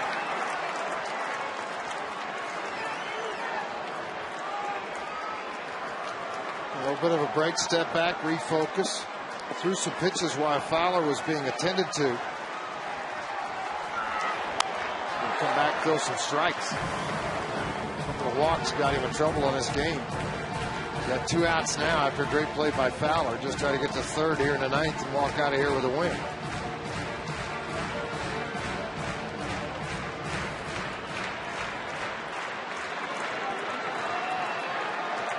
One ball, 1 strike on Baker.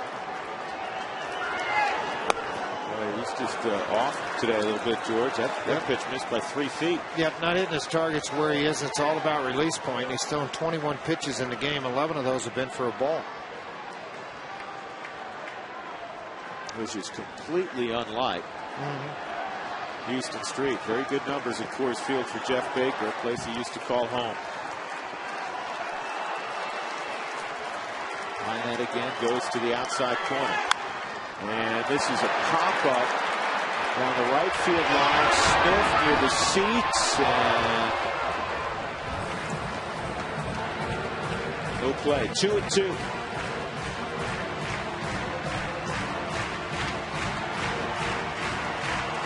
Now you like to see it. Start beating that drum, get the Rockies fans on their feet looking for this last swing and miss and get the out to end it here tonight.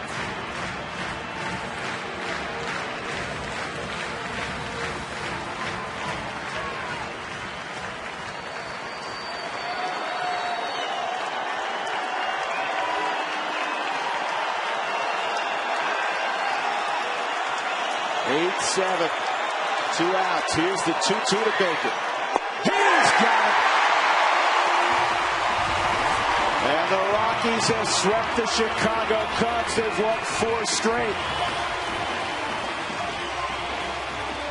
De La Rosa gets the win. He's 4-3. Silva takes the loss. He's 10-5. Bit of a scare in the 9th inning, but all ended well.